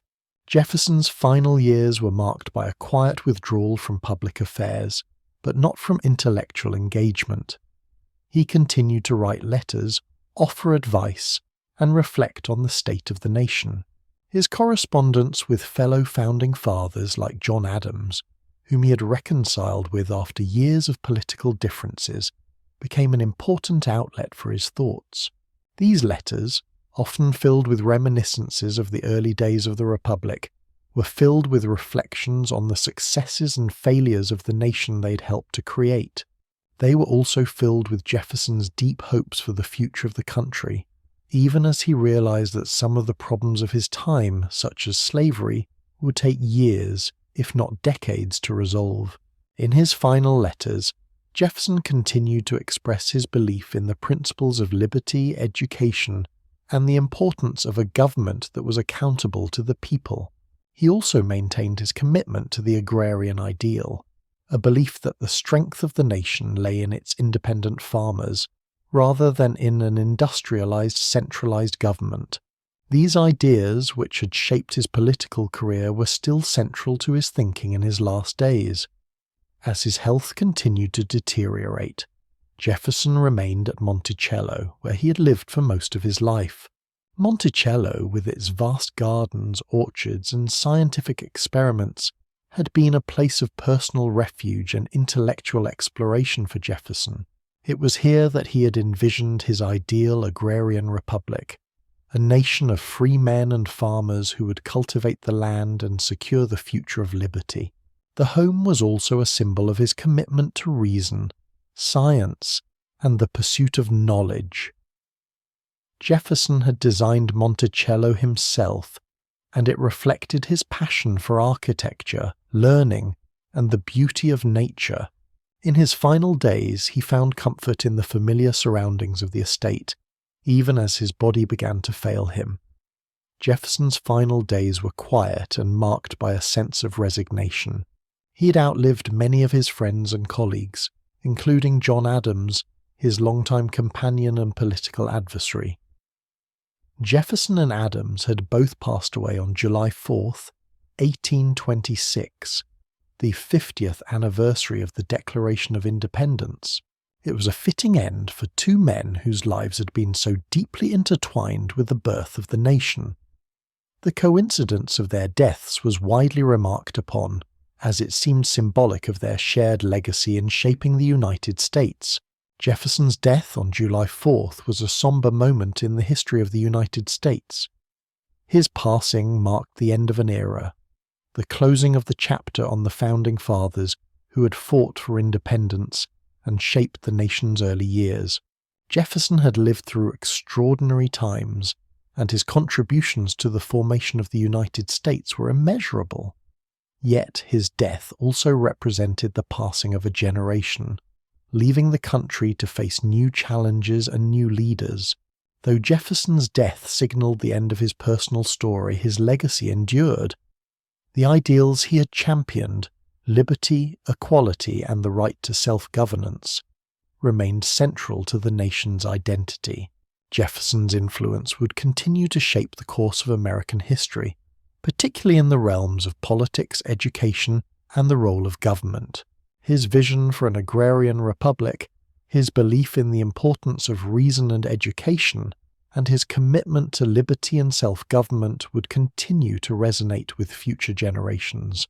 In the years following his death, Jefferson's ideas would continue to inspire Americans. His contributions to the nation, from his role in writing the Declaration of Independence to his work as president, would be remembered and revered. But Jefferson's legacy was also complicated by his role as a slave owner, and the contradictions between his ideals and his actions would continue to be a subject of reflection and debate. Despite these complexities, Jefferson's influence on the formation of the United States remained undeniable. Thomas Jefferson's death in 1826 marked the end of an era for the United States. However, while his physical presence was gone, his legacy lived on, growing ever more complex and influential in the years following his passing. As one of the Founding Fathers and the third President of the United States, Jefferson's contributions to the nation's formation were immense. His intellectual vision, the ideals he championed, and his role in shaping the early government left an indelible mark. Yet his legacy would be a subject of debate, reflection, and re-evaluation as new generations of Americans wrestled with both the accomplishments and contradictions of his life. In the decades immediately following Jefferson's death, the nation moved forward with the rapid growth and development that Jefferson himself had anticipated. His agrarian ideal, though increasingly at odds with the industrializing forces sweeping the country, still had a significant influence on American political thought. Many saw Jefferson as the epitome of the American experiment, a symbol of liberty, democracy, and the belief in the individual's right to self-governance. His name was synonymous with the principles of the American Revolution, and his vision for the nation continued to shape political discourse. One of Jefferson's most enduring legacies was his commitment to education. Though he had not always fully realized his dream of a nationwide system of public education, his establishment of the University of Virginia stood as a testament to his belief in the power of knowledge to sustain the Republic. The university, which he founded in 1819, embodied his ideals of reason, scientific inquiry, and the promotion of civic virtue. Jefferson's passion for education continued to inspire future generations of Americans who sought to build a nation that valued intellectual engagement and the cultivation of the mind. Jefferson's vision for the University of Virginia was rooted in his belief that a republic could only flourish if its citizens were educated, informed, and engaged. The university was designed to provide a broad liberal education that would prepare young men for leadership in the new nation. Jefferson's personal involvement in the university's design and curriculum, including his selection of faculty and his architectural contributions to the campus, reflected his deep commitment to the idea of education as central to the Republic's survival. The institution became a cornerstone of his posthumous legacy, and its founding was a significant part of how history remembered him. However, as the nation grew and evolved, so too did the complexity of Jefferson's legacy. His ownership of slaves, despite his public writings on the inherent wrongness of slavery, became an increasingly contentious issue. Jefferson's personal contradictions, particularly his involvement in the institution of slavery, would define much of the debate over his legacy. In his time, Jefferson had been deeply conflicted over slavery. Though he believed in the eventual abolition of the institution, he was unable to take significant steps toward it during his life. His failure to address slavery in any substantive way during his presidency left a deep stain on his legacy. In the years after his death, as the United States grappled with the issue of slavery and the growing divide between the North and South, Jefferson's role as a slave owner was scrutinized more intensely.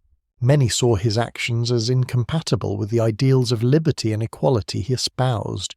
His private correspondence, where he expressed his belief that slavery was a moral evil, was weighed against his public actions, which included owning hundreds of slaves throughout his life. This paradox, his championing of liberty for some, while maintaining an enslaved labor force, would become a focal point for historians, scholars, and political leaders alike, especially as the country moved closer to the Civil War. Despite these contradictions, Jefferson's ideas continued to have a lasting impact on the development of American democracy. His writings on the rights of man, his role in drafting the Declaration of Independence, and his commitment to limited government were foundational to the American experiment in self-governance. His belief in a government based on the consent of the governed, and his insistence on the importance of individual rights and liberties, became central to the nation's understanding of its own political identity.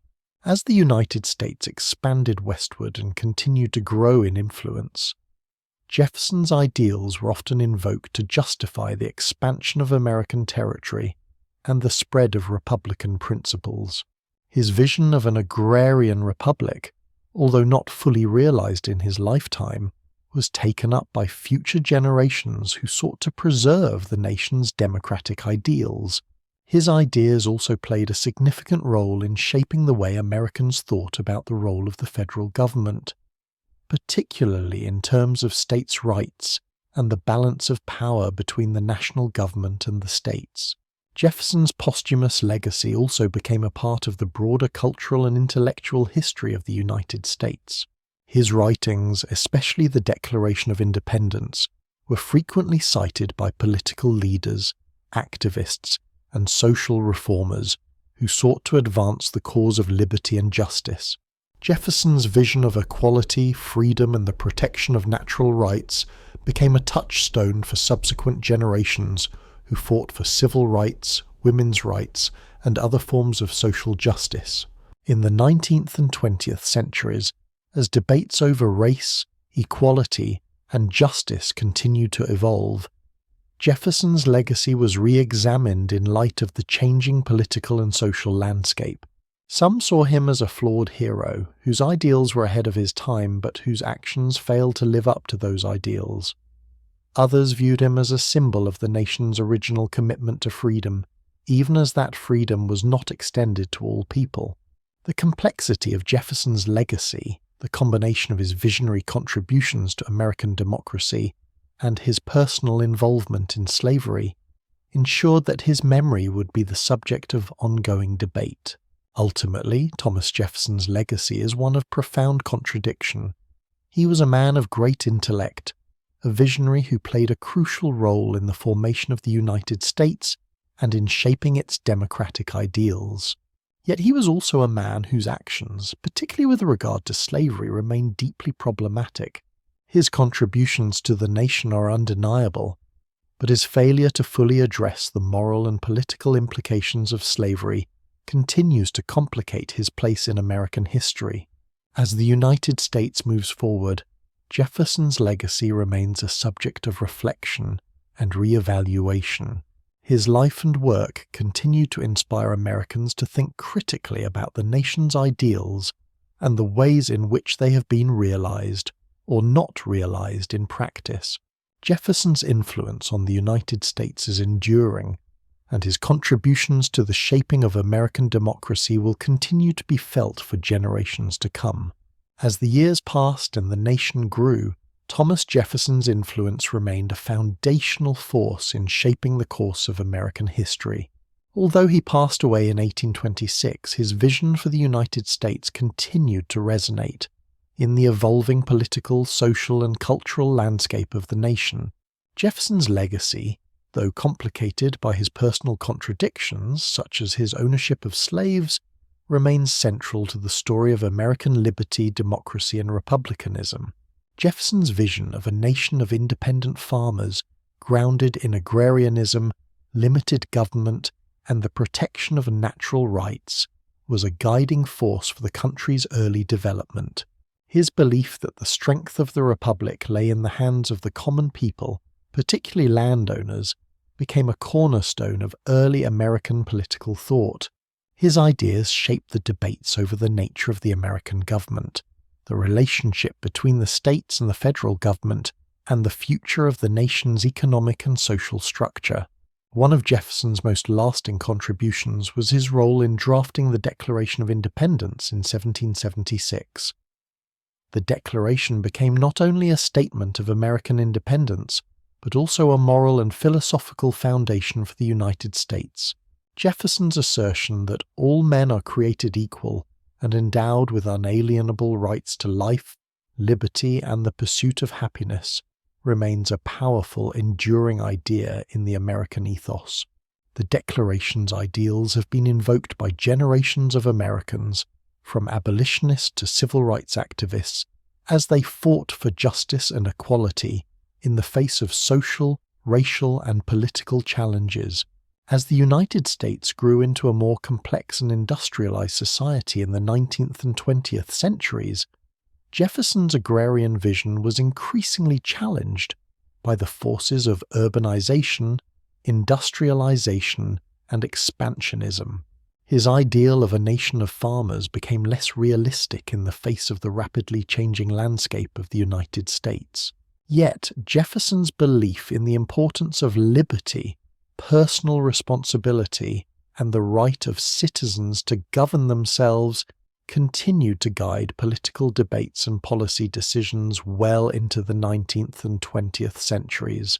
Jefferson's commitment to education also had a profound impact on the nation's intellectual development. His founding of the University of Virginia in 1819 was a pivotal moment in American history, as it marked the establishment of an institution dedicated to the ideals of free inquiry and education. Jefferson envisioned the university as a place where students could be taught to think critically, engage with the world of ideas, and contribute to the governance of the Republic. His emphasis on education as a means of securing the future of the nation and protecting its democratic values became an enduring principle that would influence later generations of Americans. The University of Virginia remains a testament to Jefferson's vision for an educated citizenry as a foundation for a thriving republic. Throughout the 19th century, Jefferson's influence was evident in the political debates over the role of the federal government and states' rights. The expansion of the United States into the West, the rise of political parties, and the development of a national economy were all issues that reflected the enduring tension between Jeffersonian ideals of limited government and the growing centralization of power. Jefferson's vision for a decentralized republic, in which power rested with the states and local governments, continued to influence the debates surrounding the Constitution, federalism, and the future of the American political system. In the years leading up to the Civil War, Jefferson's legacy became a point of contention between Northern and Southern factions. His advocacy for limited government and states' rights was embraced by many Southern leaders, who saw it as a justification for the institution of slavery. Jefferson's failure to take decisive action on the issue of slavery during his lifetime contributed to the growing divide between the North and South, and his legacy became intertwined with the questions of slavery, racial inequality, and the moral contradictions at the heart of the American experiment. Jefferson's views on slavery, particularly his belief in the gradual emancipation of slaves, would continue to spark debate throughout the 19th century and beyond. Despite the controversies surrounding Jefferson's views on slavery, his broader contributions to American democracy remained significant. His belief in the importance of individual liberty, personal responsibility, and the right to self-governance continued to resonate with Americans who sought to build a more just and equitable society. The ideals embodied in the Declaration of Independence, which Jefferson had so eloquently articulated, continued to serve as a touchstone for the nation's leaders and citizens as they worked to fulfill the promise of equality and freedom for all Americans. In the 20th century, Jefferson's legacy was re-examined in light of the challenges facing modern America. The rise of the civil rights movement, the fight for women's suffrage, and the ongoing struggles for racial and social equality forced Americans to confront the contradictions between the nation's founding ideals and the reality of discrimination and injustice. Jefferson's words, particularly his belief in equality and natural rights, were invoked by activists who sought to expand the promise of liberty to all Americans, regardless of race, gender, or class. Today, Thomas Jefferson's influence is still felt in many aspects of American life, from the political ideals that underpin the country's governance to the educational institutions that continue to shape the nation's intellectual landscape. His commitment to liberty, self-government, and the pursuit of knowledge continues to inspire Americans who seek to build a more just and equitable society. However, Jefferson's legacy remains complicated. His ownership of slaves and his inability to fully confront the institution of slavery, despite his intellectual opposition to it, continues to be a source of controversy and criticism. Yet, even as we wrestle with the complexities of his life and legacy, it is important to acknowledge the profound impact he had on the formation of the United States and the enduring principles of democracy, liberty, and equality that he helped to establish. Jefferson's legacy, like the nation he helped to create, is one of complexity and contradiction. His ideas have shaped the course of American history, and his contributions to the nation's founding are undeniable.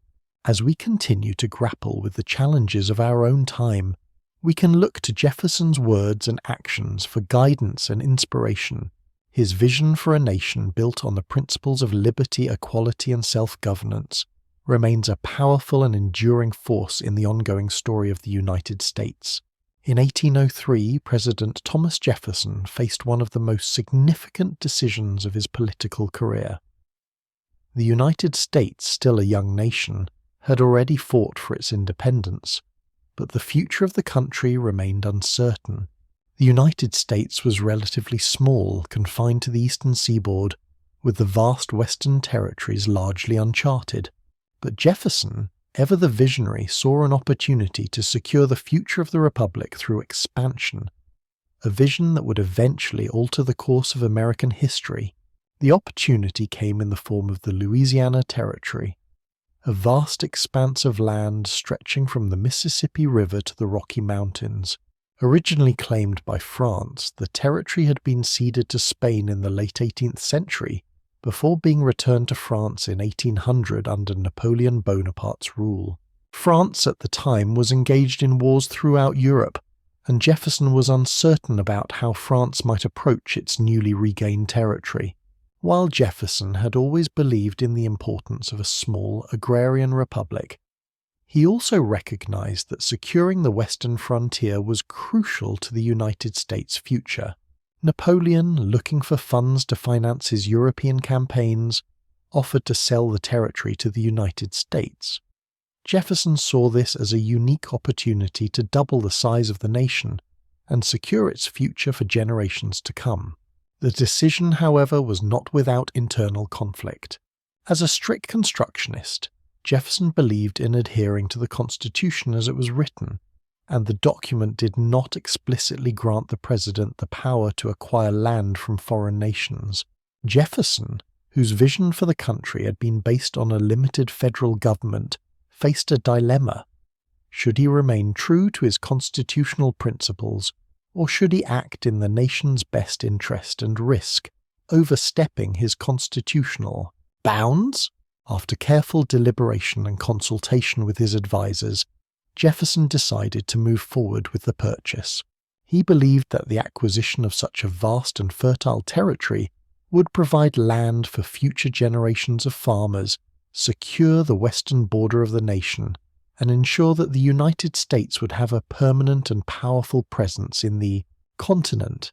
On April 30th, 1803, the United States and France signed the Louisiana Purchase Treaty, agreeing to the sale of the territory for $15 million, an amount that seemed modest considering the land's immense value. The Louisiana Purchase doubled the size of the United States, adding more than 800 to 28,000 square miles of land to the country's territory. This acquisition not only provided the United States with an abundance of natural resources and fertile land, but also opened the door for westward expansion, an opportunity that Jefferson and many other Americans saw as the key to securing the nation's future. While the purchase was celebrated by many, it was also controversial.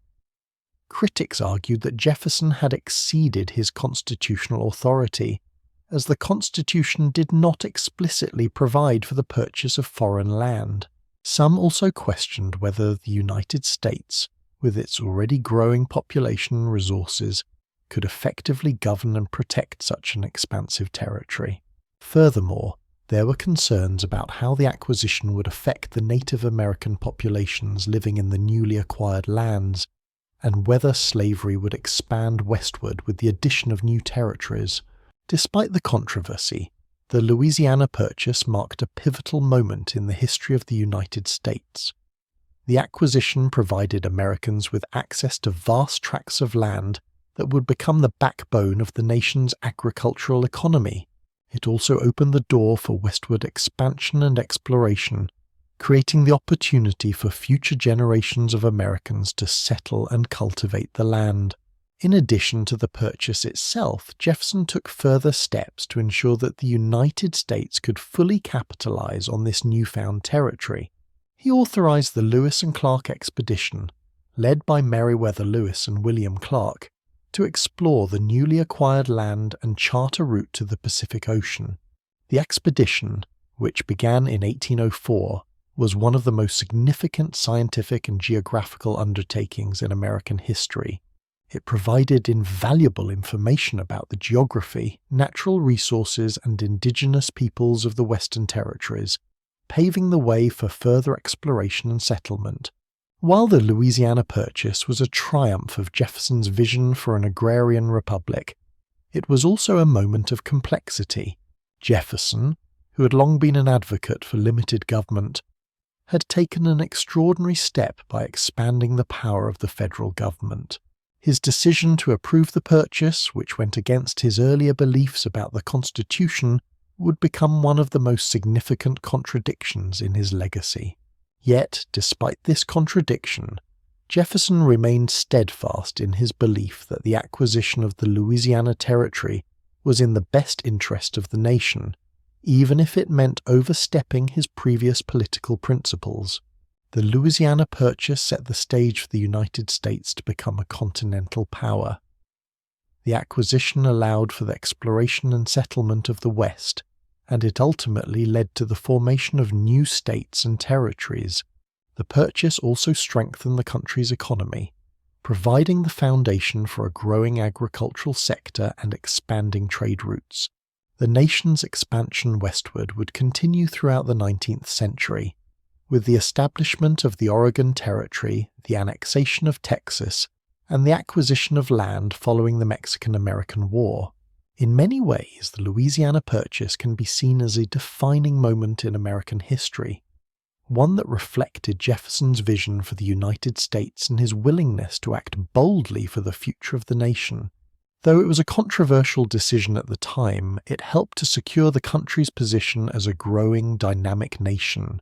Jefferson's pragmatic approach to the purchase ultimately reshaped the map of North America and laid the groundwork for the United States to expand, flourish, and eventually emerge as a world power. Following the monumental Louisiana Purchase in 1803, President Thomas Jefferson faced the challenge of exploring and understanding the vast new territory the United States had acquired. While the acquisition of such a large expanse of land was a tremendous opportunity, it also left the country with many unknowns. What lay in the western part of the continent? What resources were available? What dangers lurked in the unexplored wilderness? And crucially, what might be the best route for future westward expansion? Jefferson, ever the visionary, understood that the future of the United States depended on not only acquiring land but also on understanding and utilizing it to its fullest potential.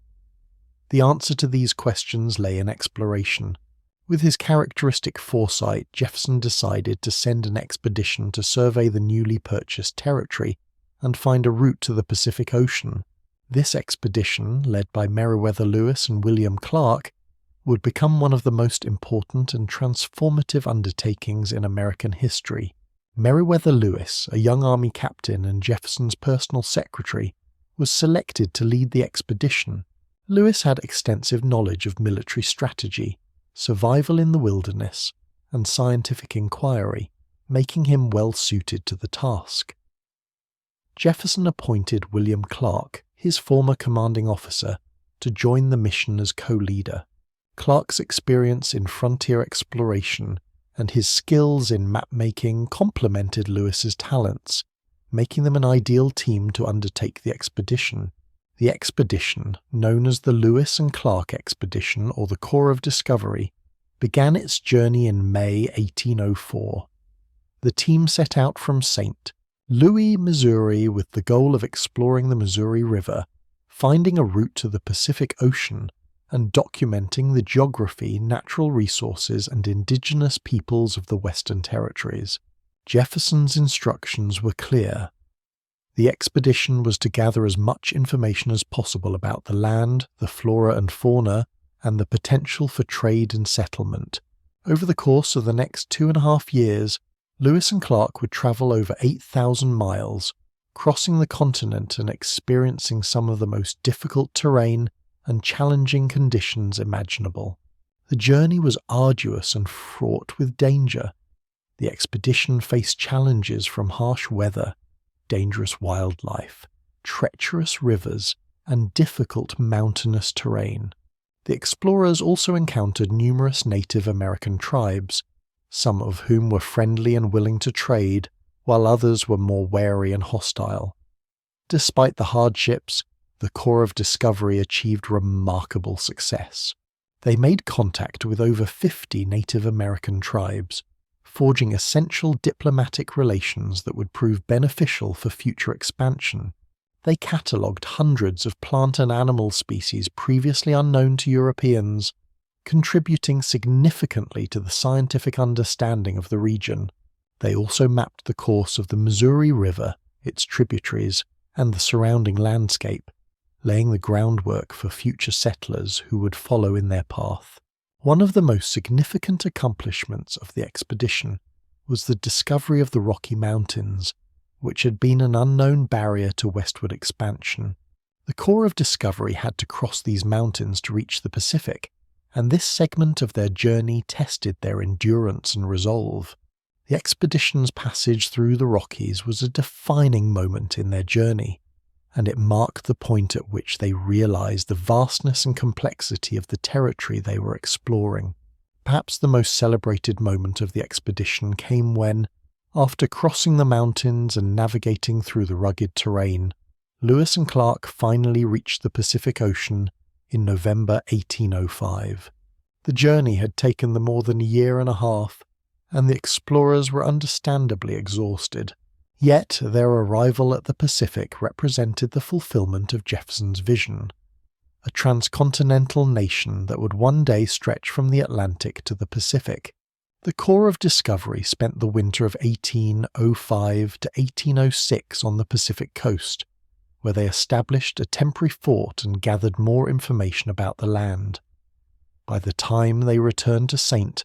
Louis in September 1806, the expedition had not only achieved its original objectives, but had also set the stage for the rapid westward expansion that would follow in the coming decades. The Lewis and Clark expedition was a resounding success. It provided the United States with valuable information about the land, the people, and the resources of the Western Territories. It helped to solidify American claims to the region and established vital trade relationships with Native American tribes. The expedition also paved the way for future settlers, farmers, and explorers who would follow in the footsteps of Lewis and Clark. Jefferson's decision to support and fund the expedition demonstrated his visionary leadership and his commitment to the expansion and development of the United States. While the Louisiana Purchase had secured the land, the Lewis and Clark expedition ensured that the United States would understand and capitalize on its newfound territory. Jefferson's foresight in sending the expedition was an essential step in fulfilling the promise of a nation that was not only independent but also capable of reaching its full potential. In the years that followed the expedition, the discoveries made by Lewis and Clark helped to fuel the westward movement of American settlers. The routes they mapped, the information they gathered, and the relationships they established laid the groundwork for the expansion of the United States into the Western Territories. The expedition also had lasting implications for American science, as it contributed significantly to the study of natural history and geography. The Lewis and Clark expedition stands as one of the most remarkable achievements of early American exploration. It exemplified the spirit of adventure, the pursuit of knowledge, and the boldness that characterized Jefferson's vision for the future of the United States. Through their work, Lewis and Clark not only charted a physical course to the Pacific, but also set the stage for the growth of the United States into a continental power. As Thomas Jefferson's presidency unfolded, the political landscape of the United States began to take on more defined contours. The country, still in its infancy, faced challenges in determining the nature of its government, its relationship with the rest of the world, and the role of political parties in shaping its future. Jefferson's tenure in office saw the emergence of political parties in a more organized and formalized manner, with his own Democratic-Republican Party rising in opposition to the Federalist Party, which had been dominant in the early years of the Republic. The roots of these political divisions lay in differing visions for the future of the United States. The Federalists, led by Alexander Hamilton and John Adams, favored a strong central government that could unify the nation and promote economic development. They believed in a robust national banking system, a standing military, and close ties with Great Britain. The Federalists were aligned with the idea that a centralized authority was essential for maintaining order and stability in the young republic. Jefferson, however, represented the opposing viewpoint. He was a firm believer in limited government, advocating for states' rights, and a government that would be as decentralized as possible. Jefferson feared that a powerful federal government could become tyrannical and infringe upon the freedoms of individuals. He believed that the strength of the United States lay in its agrarian roots. Farmers who were independent, self-reliant, and free from the corrupting influence of urban industrialization. The disagreements between the Federalists and the Democratic Republicans were not just about the structure of government, they were about the very future of the nation. Federalists were more inclined toward a closer relationship with Britain, whereas Jefferson and his followers saw the French Revolution and its democratic ideals as more aligned with American values. The Federalists were in many ways more cosmopolitan, embracing modernity and the expansion of industry. Jefferson's party, on the other hand, was more rural and agrarian, looking to the country's past for its ideals rather than its future. The political polarization that emerged during Jefferson's presidency became a defining feature of early American politics. As Jefferson sought to implement his vision of a limited federal government, he found himself in direct opposition to Federalist policies that sought to expand the power of the central government. The Federalists, despite losing the presidency with Jefferson's victory in 1800, continued to hold considerable power in the judiciary, where they had established a strong presence with appointments like Chief Justice John Marshall. Marshall's rulings, particularly in landmark cases such as Marbury versus Madison, 1803, where the principle of judicial review was established, represented a clear assertion of federal power that Jefferson saw as a challenge to his vision of a decentralized government. Jefferson's frustration with the judicial branch, which was often at odds with his own policies, became a central part of the political struggle during his presidency. Despite his concerns, however, Jefferson's political influence would help cement the place of his party in American politics. The election of 1800, often referred to as the Revolution of 1800, marked a major turning point in American political history. The election resulted in a peaceful transfer of power from the Federalists to the Democratic Republicans, a moment that demonstrated the young nation's commitment to the principles of democracy and republicanism. Jefferson's victory was seen as a triumph of the ideals of liberty, states' rights, and limited government over the more centralized vision of the Federalists. The rise of political parties had a profound impact on the governance of the United States. The Republican Party, under Jefferson's leadership, became the dominant political force for much of the early 19th century. It was a party that represented the agrarian interests of the South and West, aligning itself with the values of individual liberty, opposition to federal control, and a vision of the United States as a republic of independent farmers. In contrast, the Federalist Party, while still influential, began to fade after Jefferson's victory, particularly with the passing of key Federalist figures like Hamilton. Despite Jefferson's strong belief in a limited government, his presidency was not entirely free of contradictions. His administration did see the expansion of federal power in certain areas, such as the Louisiana Purchase, which was a massive acquisition of land that was not specifically authorized by the Constitution. Jefferson, a strict constructionist, had to reconcile this action with his constitutional principles, ultimately justifying it on the grounds that the acquisition was in the best interest of the nation. Similarly, Jefferson's stance on the military evolved over the course of his presidency. Initially, Jefferson sought to reduce military spending, believing that a standing army could become a threat to liberty. However, as tensions with Britain and France continued, Jefferson found it necessary to increase military funding to safeguard the nation's interests. His handling of foreign policy and military affairs illustrated the tension between his philosophical commitment to limited government and the practical realities of governing a growing nation with external threats. Throughout Jefferson's presidency, the political divide between the Federalists and the Democratic Republicans remained a central feature of American politics. As Jefferson sought to implement his vision for the United States, he also had to contend with the ongoing influence of the Federalist Party, particularly in the judiciary and in foreign policy.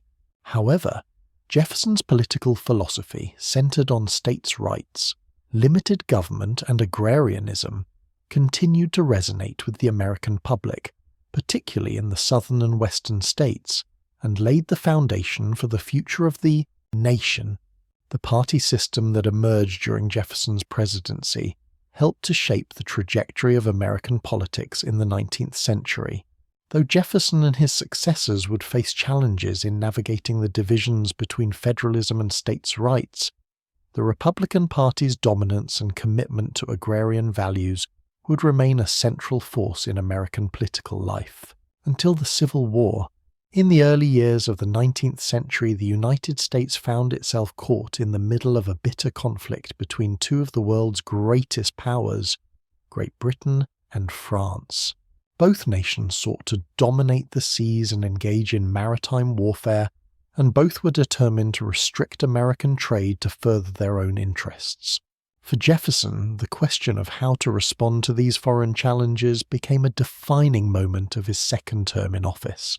His solution, however, would soon prove to be one of the most controversial and ultimately failed policies of his presidency: the Embargo Act of 1807.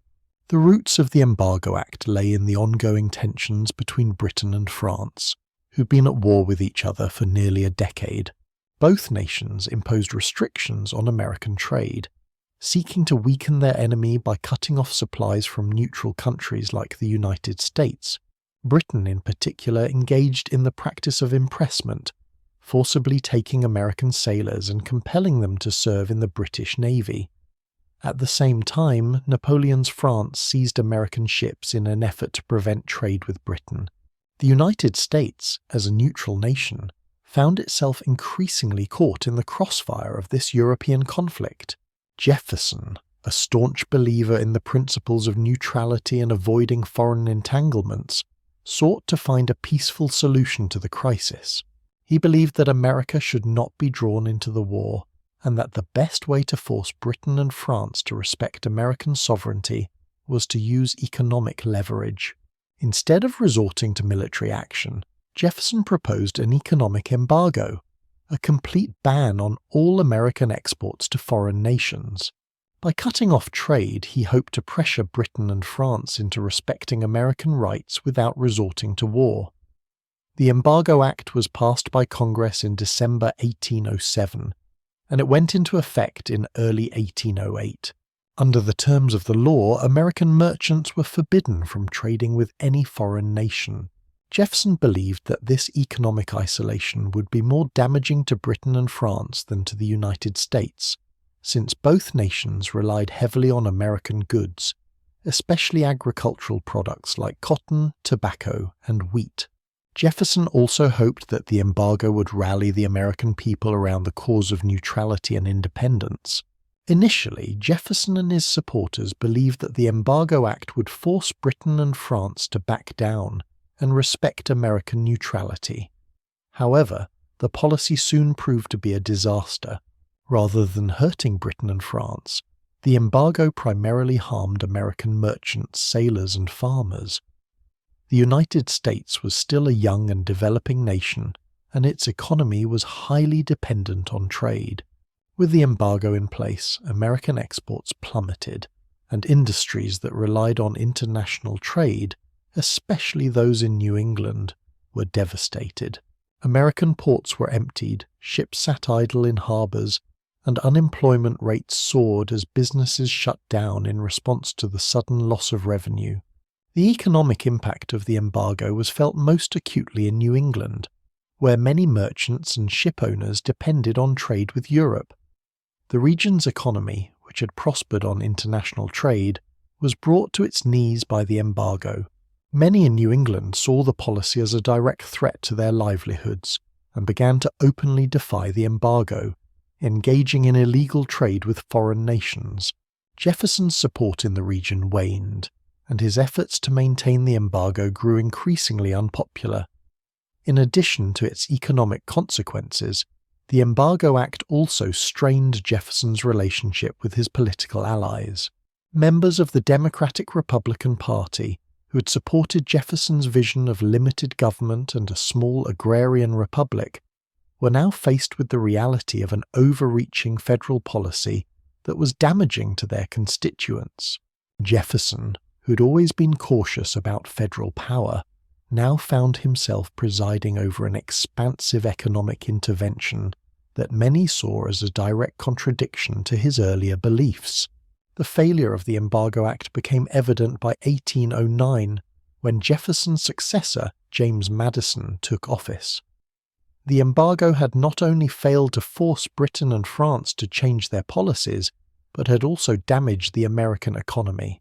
In response to growing discontent and the economic hardship caused by the embargo, Congress finally repealed the law in March 1809, just before Madison assumed the presidency. The embargo had lasted for less than 2 years, but its impact was long-lasting. The economic fallout was severe, and many Americans remained bitter about the policy's failure to achieve its intended goals. While the Embargo Act did not achieve its diplomatic objectives, it did have some unintended consequences.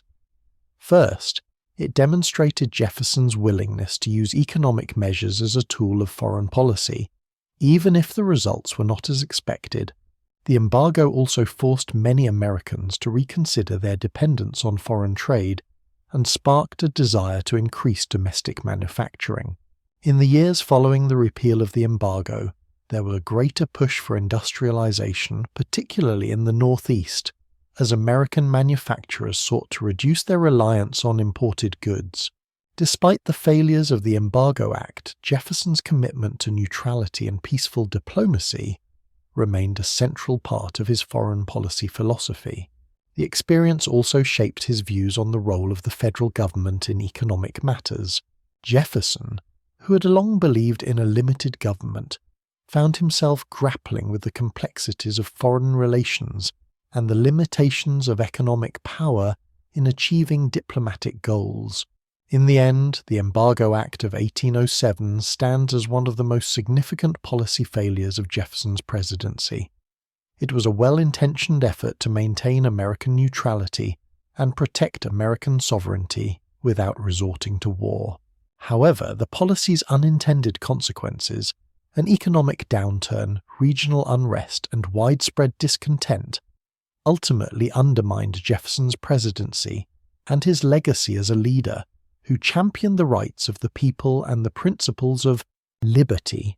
Although Thomas Jefferson left the presidency in 1809, the political and diplomatic landscape that he had shaped continued to evolve, especially as tensions between the United States and foreign powers flared in the years following his time in office. The War of 1812, which broke out during the presidency of James Madison, was a direct consequence of many of the issues Jefferson had faced during his presidency, particularly the ongoing conflict between Britain and France and the United States struggle to assert its neutrality and sovereignty on the global stage. While Jefferson himself did not lead the nation during the war, his influence was still strongly felt. The policies and decisions he had made as president, especially in regard to foreign diplomacy, trade, and the military, laid the foundation for the conflict. The British, in their struggle with France, had continued to interfere with American shipping, impressing American sailors into their navy and imposing trade restrictions that violated American sovereignty. Jefferson's attempt to solve these issues with the Embargo Act had failed, and the diplomatic frustrations would come to a head in the War of 1812. Jefferson's belief in the importance of neutrality, while rooted in a desire to avoid foreign entanglements, also meant that the United States was ill-prepared for the kind of sustained conflict that erupted in 1812. His efforts to reduce military spending and maintain a small peacetime army had left the United States with a relatively weak military structure, one that was not ready to face the might of the British Empire. Though Jefferson had initially sought to downsize the military, it became clear during the War of 1812 that a stronger, more professional military force would be necessary to defend American interests and maintain national sovereignty. In addition to the military challenges, the War of 1812 also revealed the limits of Jefferson's vision of an agrarian republic. The United States, with its reliance on agricultural exports and the inability to effectively protect its trade routes, found itself vulnerable to British blockades and attacks. The war demonstrated that the United States could not solely rely on agrarian values to ensure its security and prosperity, and it highlighted the need for a more balanced approach to governance and military readiness. Following the acquisition of the Louisiana Territory in 1803, the United States faced the daunting task of settling and integrating this vast expanse of land. The Louisiana Purchase, which had doubled the size of the young nation, offered boundless opportunities for expansion and growth. Yet it also presented numerous challenges. The terrain was largely uncharted. The Native American tribes were diverse and often wary of American encroachment, and there were no clear paths for settlement or governance in the newly acquired land. Jefferson's vision for an agrarian republic could only be realized if the United States could expand westward, cultivate the land, and ensure that the land would remain in the hands of independent farmers. The effort to settle and explore the Louisiana Territory would shape the future of the United States and test the ideals Jefferson had espoused throughout his life. One of the first steps in addressing these challenges was the Lewis and Clark expedition, which had begun in 1804 and was intended to map out and explore the newly acquired territory.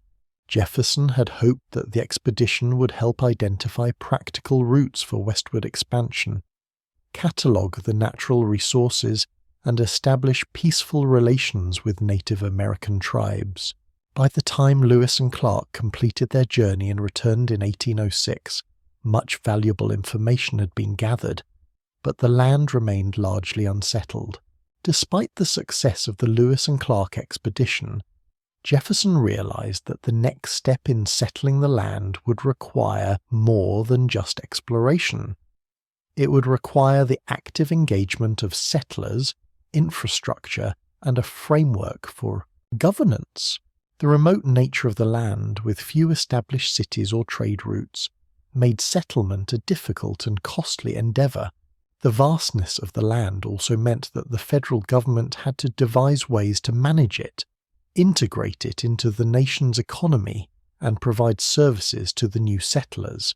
To encourage settlement, Jefferson promoted the idea of land grants, offering parcels of land to American farmers willing to move west and cultivate the land. He believed that a nation of independent farmers was essential to maintaining a democratic republic, and he saw the vast plains of the Louisiana Territory as the perfect place for such farmers to thrive. This vision of an agrarian republic was central to Jefferson's political philosophy, and he saw the settling of the West as an opportunity to preserve the virtues of self-sufficiency, independence, and civic virtue. However, settling the Louisiana Territory was not without significant obstacles. One of the most pressing issues was the complex relationship with Native American tribes. The United States had purchased the land from France, but the Native American tribes living in the region had not consented to the transfer. Many of these tribes, who had lived on the land for centuries, were deeply concerned about the encroachment of settlers and the potential loss of their land and way of life. Jefferson believed that the United States could peacefully integrate Native American tribes into the broader American society by offering them opportunities to trade, adopt agricultural practices, and even become landowners. However, this idealistic approach often ran into conflict with the realities of settlement and expansion. As settlers pushed westward, Native American tribes frequently resisted, leading to violent confrontations and forced relocation. Jefferson's belief in peaceful coexistence was tested as his government dealt with these complex and often fraught relations. In addition to Native American resistance, the logistics of settling such a vast and undeveloped land posed a significant challenge. The infrastructure necessary to support settlers, roads, schools, and courts, was scarce, and the distance from the eastern seaboard made governance difficult. The United States government had to establish systems of local government and law enforcement in the new territories, a task that often fell to the settlers themselves. Despite these challenges, the settlement of the Louisiana Territory continued to expand throughout Jefferson's presidency. The land was rich with natural resources, fertile soil, vast forests, and mineral deposits, and offered immense potential for farming and trade. As more settlers moved west, they built new towns, farms, and industries, making the region an integral part of the United States economy. The population in the Louisiana Territory grew steadily, and new states were eventually admitted into the Union, each one contributing to the broader vision Jefferson had for the future of the country. The Louisiana Territory also presented significant opportunities for trade and commerce. The Mississippi River, which ran through the heart of the territory, was a vital waterway that connected the western frontier with the Gulf of Mexico. Jefferson understood the importance of this river and its tributaries for the transportation of goods, and he was deeply concerned with ensuring that American merchants had access to these vital trade routes. One of his major foreign policy concerns was the potential for European powers, particularly Spain and Britain, to control the Mississippi and block American trade. His efforts to secure access to the river, particularly through the acquisition of New Orleans, were instrumental in strengthening the United States' economic position. In the years following the Louisiana Purchase, Jefferson's vision for the United States as a nation of independent farmers continued to unfold.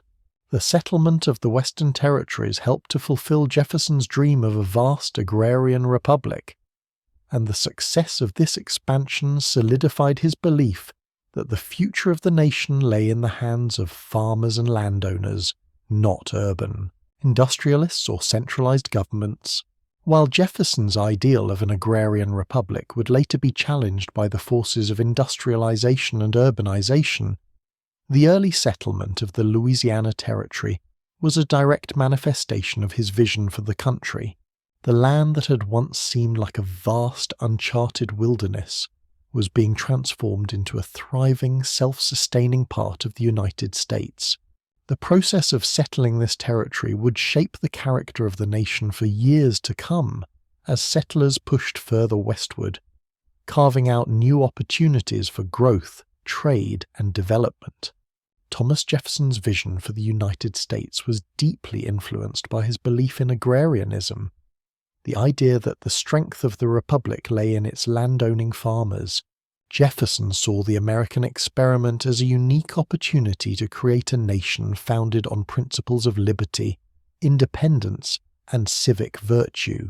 Central to this vision was the notion that a republic could only thrive if its citizens were self-sufficient, free from the corrupting influences of urbanization and industrialization.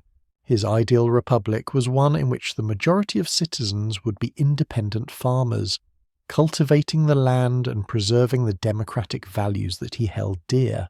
For Jefferson, the agrarian model of society was rooted in a belief in the moral and political superiority of the rural citizen. He argued that farmers, by virtue of their connection to the land, were the most virtuous members of society. They were independent, self-reliant, and engaged in productive labor, which Jefferson believed fostered a strong sense of civic responsibility. He contrasted this idealized image of the farmer with the dangers he saw in urbanization and the growth of industry, which he feared would lead to a concentration of wealth and power in the hands of a few, undermining the democratic ideals of the Republic. Jefferson's vision was also shaped by his deep distrust of centralized government. He believed that power should be decentralized, with most of it resting in the hands of local communities and individual states. He feared that a strong central government, particularly one that became too involved in economic affairs, would lead to tyranny and the erosion of personal freedoms. His agrarian ideal was inseparable from his commitment to states' rights, and his belief in limiting the power of the federal government. The Louisiana Purchase, with its vast potential for settlement and cultivation, was central to Jefferson's vision of the future. He believed that westward expansion would create new opportunities for farmers to settle and establish themselves as independent landowners. The land acquired in the Louisiana Territory was seen as a blank slate, a place where Americans could realize their potential free from the constraints of European-style aristocracy or a centralized, industrialized government. The westward movement of settlers, particularly the farmers who would populate the vast plains of the new territory, was in Jefferson's eyes the fulfillment of his vision for an agrarian republic. However, Jefferson's vision of an agrarian republic was not without its challenges. The rapid expansion of the United States, particularly after the Louisiana Purchase, raised complex questions about the balance of power between the federal government and the states, as well as the potential for conflict with Native American tribes, who had long inhabited the lands that Americans now sought to settle. Jefferson's ideal of a self-sustaining agrarian society also faced resistance from the forces of industrialization that were already beginning to take root in the Northeast. In particular, Jefferson's ideal of a nation of independent farmers came into conflict with the rise of a market-driven economy, where industrialization and commerce were beginning to dominate American society. The early 19th century saw the rise of factories, the expansion of transportation networks like railroads and canals, and the growth of urban centers. As the United States industrialized, Jefferson's agrarian vision seemed increasingly out of step with the realities of the growing economy. Yet despite these changes, Jefferson's belief in the centrality of agriculture remained a guiding force in American political thought. Jefferson also recognized that for his agrarian vision to succeed, the United States would need to maintain a high level of land ownership among its citizens. He believed that land ownership was the key to maintaining individual freedom and political independence. The availability of cheap, fertile land, particularly in the newly acquired Western territories, was essential to realizing his dream of a nation of independent farmers.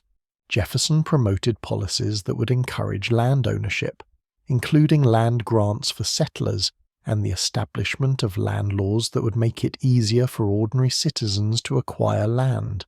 The expansion of the United States into the West during Jefferson's presidency seemed to align perfectly with his vision. The Louisiana Purchase provided an abundance of land for settlement, and the Lewis and Clark expedition provided the knowledge necessary for Americans to navigate and develop the territory. The potential for settlement was vast, and Jefferson believed that it would allow Americans to establish a permanent and self-sustaining agricultural society. However, as the nation grew and expanded, Jefferson's agrarian ideal became more difficult to sustain. Industrialization and urbanization, particularly in the Northeast, began to transform the United States into a more complex society, one that relied less on agriculture and more on commerce and manufacturing.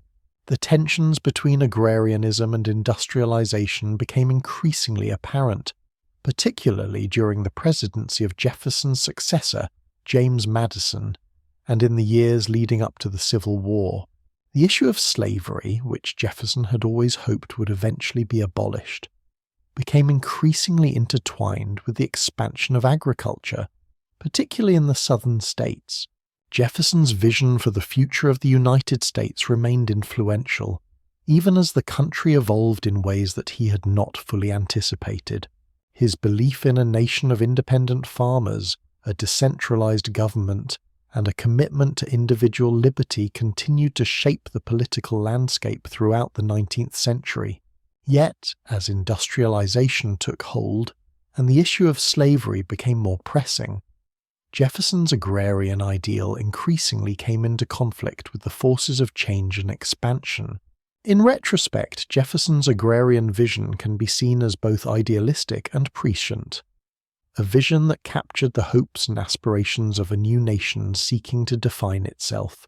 While his ideal of a nation of self-reliant farmers may not have been fully realized, his ideas about liberty, limited government, and the importance of an educated citizenry continued to resonate throughout American history. Jefferson's commitment to the principles of the American Revolution and his belief in the potential of the United States to create a just and free society remained central to the story of the nation's founding and growth. Thomas Jefferson's legacy, while marked by his contributions to the founding of the United States and his vision for a republic grounded in liberty and equality, is inextricably tied to one of the most deeply troubling contradictions of his life: his ownership of slaves. As a prominent figure in the American Revolution, a writer of the Declaration of Independence, and a vocal advocate for individual rights, Jefferson's beliefs about freedom, equality, and human dignity seem at odds with his role as a lifelong slave owner. This contradiction would come to define much of the debate about his legacy, both during his life and in the years that followed. Throughout his career, Jefferson expressed moral opposition to slavery. He viewed it as a moral depravity and a blot on the nation's character. In his personal writings, Jefferson spoke of the need for gradual emancipation, envisioning a future where slavery would be abolished, and freed slaves could live independently of both whites and other freed African Americans. His letter to John Dickinson in 1800 described slavery as an evil which, unfortunately, we have not the means of getting rid of. Jefferson also supported the idea of colonizing freed African Americans outside the United States, believing that it would be difficult to integrate them into a society that had been built on racial distinctions. Despite his public opposition to slavery, Jefferson's actions did not align with his stated beliefs. As a plantation owner, he personally owned over 600 slaves throughout his lifetime. At Monticello, his Virginia estate, Jefferson relied heavily on the labor of enslaved people to sustain his agricultural operations. His use of enslaved labor extended to the construction and maintenance of his home, the cultivation of crops, and the management of his household. Jefferson's complex relationship with slavery is often seen as one of the greatest contradictions in his legacy. His intellectual opposition to the institution of slavery was undermined by his personal involvement in it. Jefferson's approach to the institution of slavery was, in many ways, pragmatic. While he often spoke out against the expansion of slavery into new territories, he was unwilling to take significant steps to challenge the system within his own estate or the broader society. His attempts at gradual emancipation were limited, and the one time he did take action, by drafting a law for the gradual emancipation of slaves in Virginia, failed to gain traction in the state legislature. Jefferson believed that the abolition of slavery would need to be done carefully and gradually, yet he never took decisive action to end slavery within his lifetime. Part of Jefferson's failure to confront slavery stemmed from his personal financial reliance on the institution. The economic system in Virginia, as in much of the South, was built on slavery. Jefferson's plantation economy was dependent on the labor of enslaved people, and he struggled to manage the finances of Monticello, often accumulating significant debt in his efforts to maintain the estate. For Jefferson, emancipation would not have been a simple act of moral correction. It would have required a fundamental reordering of the South's economic and social systems, a process that was not feasible within his lifetime, given the political and economic realities of the period. Moreover, Jefferson's views on race complicated his stance on slavery. While he advocated for the abolition of slavery, he also held deeply ingrained beliefs in the racial inferiority of African Americans. In his notes on the state of Virginia, 1785, Jefferson wrote that African Americans were inherently inferior to whites in terms of both intellect and character. He argued that African Americans were incapable of participating fully in the Republic as equals, suggesting that they should be colonized in Africa or elsewhere if they were freed.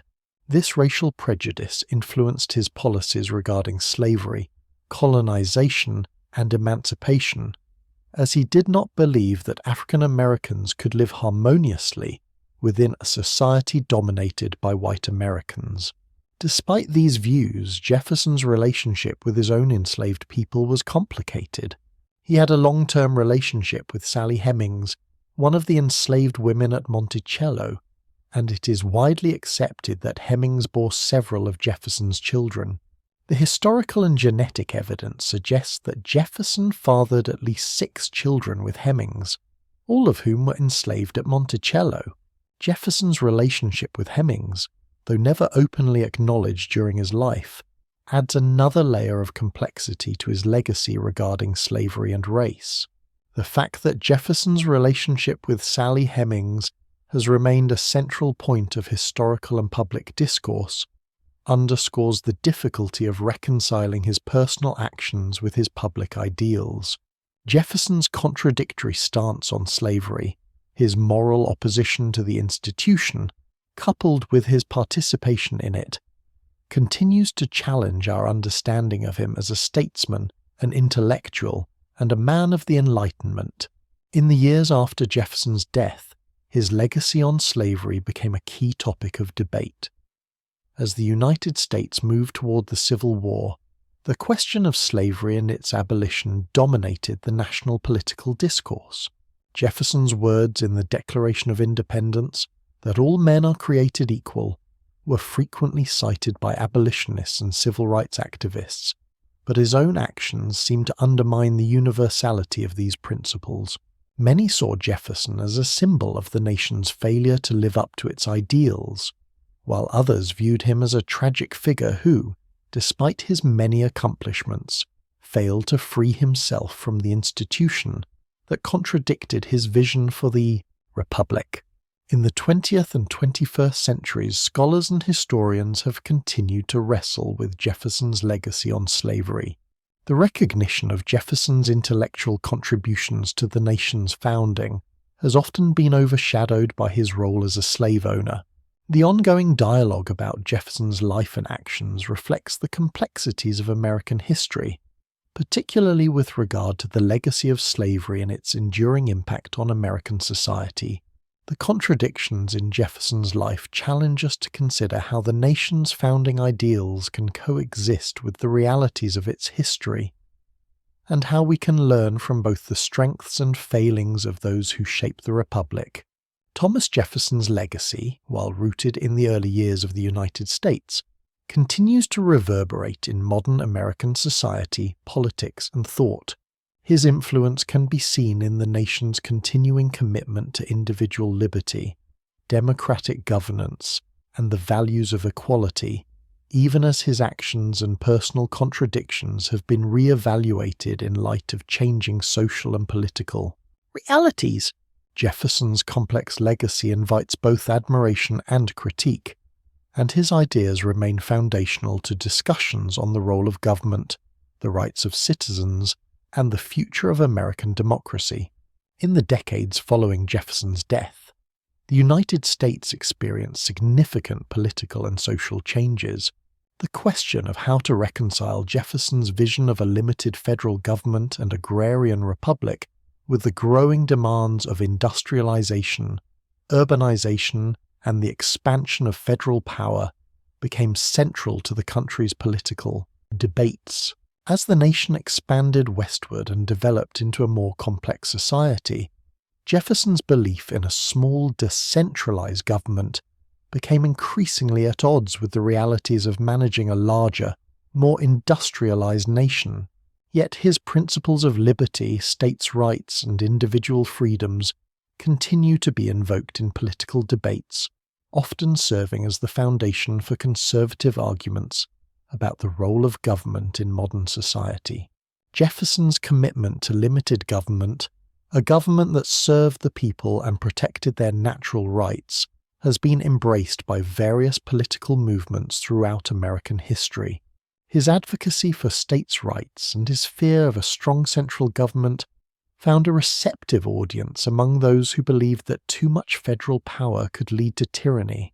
His influence can be seen in the political philosophy of many American leaders, from Andrew Jackson in the 19th century to modern-day libertarians and conservatives who argue for a return to the principles of Jeffersonian democracy. However, Jefferson's vision of a decentralized government has also been critiqued in modern times, especially in light of the challenges posed by an increasingly interconnected and globalized world. As the United States has become a global superpower, the idea of a purely agrarian republic has become impractical. The forces of industrialization, economic interdependence, and technological innovation have reshaped the American economy, and questions about the appropriate role of the federal government have taken on new urgency. Critics of Jefferson's agrarian ideal argue that it is no longer sufficient to guide the United States, especially as the nation grapples with issues like climate change, healthcare, and global trade. The rise of urbanization, globalization, and technological advancement has led some to question whether Jefferson's ideal of an agrarian society is relevant in the modern world. Jefferson's influence on American education, however, remains strong. His belief in the importance of an educated citizenry as the foundation of a functioning republic continues to shape the national conversation about education. Jefferson's establishment of the University of Virginia, which he saw as a place where young men could be trained in reason and virtue, exemplified his commitment to education as a means of securing the future of the Republic. Today, the ideals Jefferson championed in education, reason, scientific inquiry, and civic engagement continue to inform debates on the role of public education in the United States. His vision for an enlightened and educated citizenry remains a central tenet of the American educational system. Furthermore, Jefferson's role in drafting the Declaration of Independence remains one of his most enduring contributions to American society. The principles articulated in the Declaration, particularly the idea that all men are created equal and endowed with unalienable rights to life, liberty, and the pursuit of happiness, have been foundational to American identity and have inspired countless movements for civil rights, women's rights, and social justice throughout American history. While Jefferson's own views on race and equality were complicated, his words have been taken up by those who have sought to fulfill the promise of equality and freedom for all Americans. The Declaration of Independence has been a touchstone for those advocating for civil rights and social change, and it continues to be cited in the struggle for racial and social justice. However, Jefferson's legacy is also marred by the contradictions between his ideals and his actions, particularly with regard to slavery and race. His personal involvement in slavery, despite his moral opposition to the institution, remains a major source of tension in evaluating his legacy. Jefferson's failure to take significant action against slavery during his lifetime and his deeply problematic views on race have been central to the re-evaluation of his contributions to American society.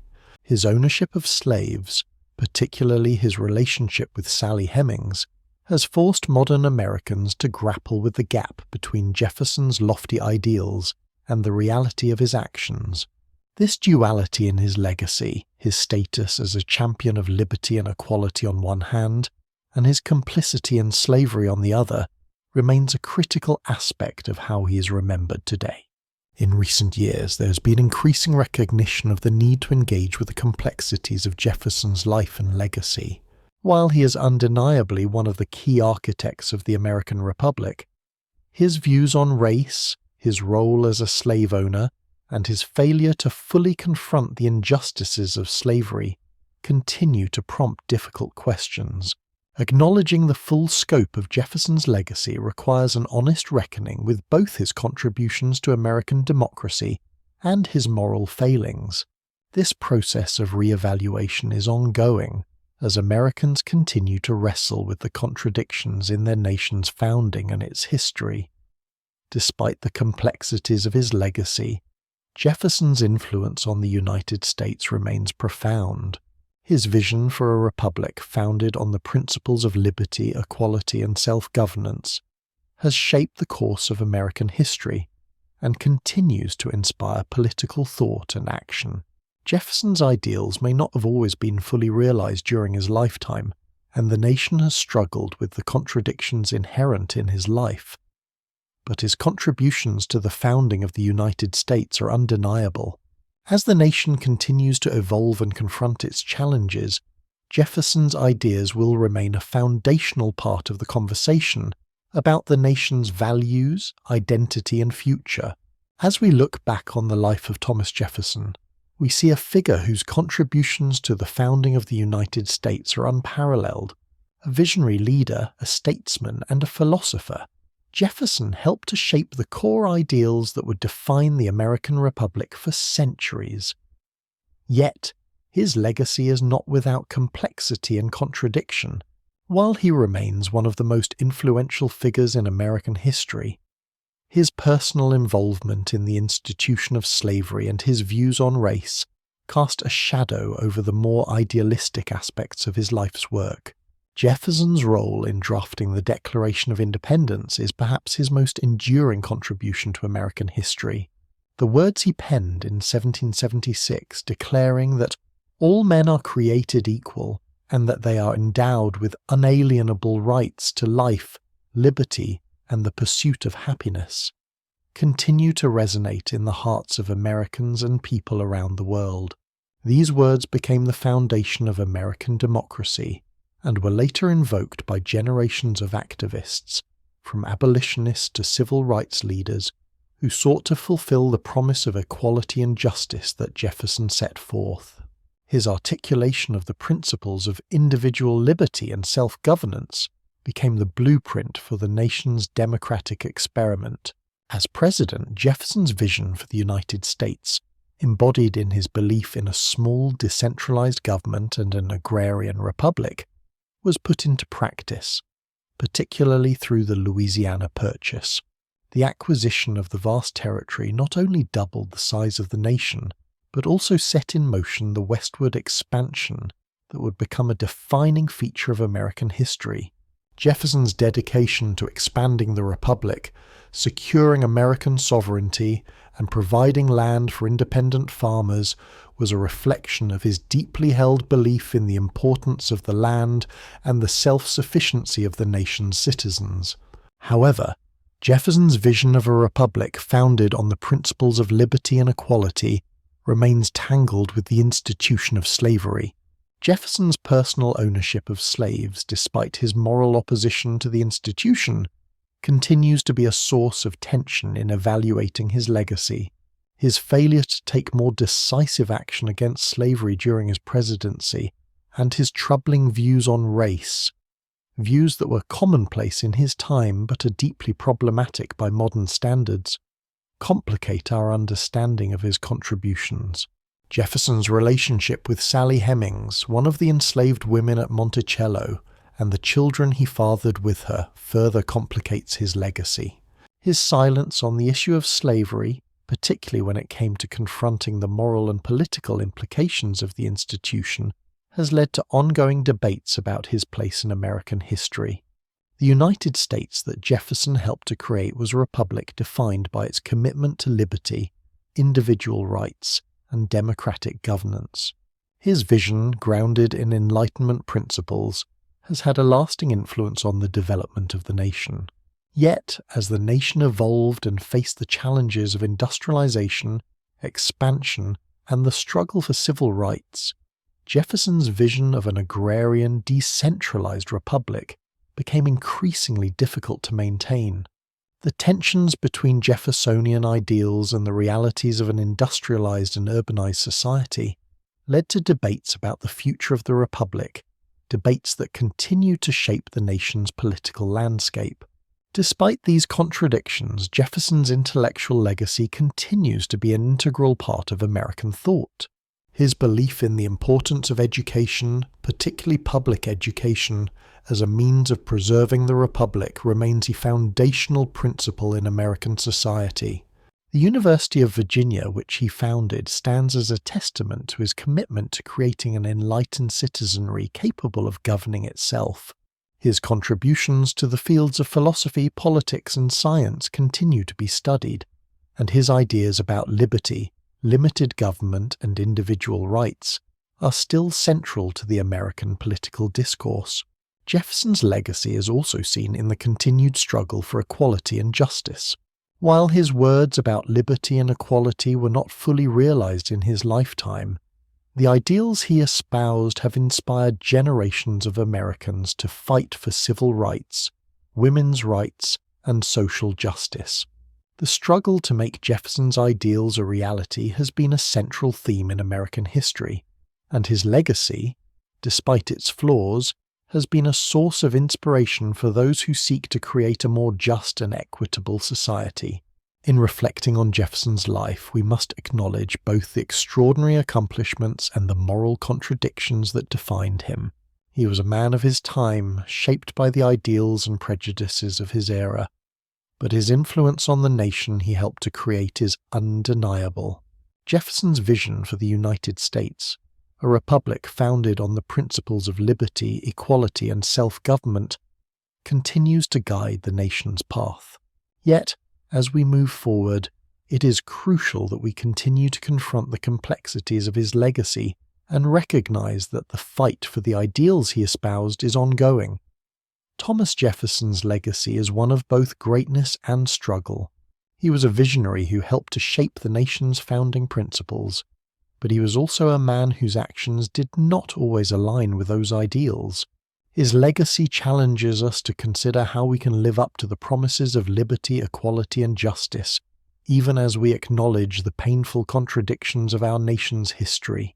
As we look to the future, Jefferson's life serves as both an inspiration and a cautionary tale, a reminder of the work still to be done to create a more perfect union.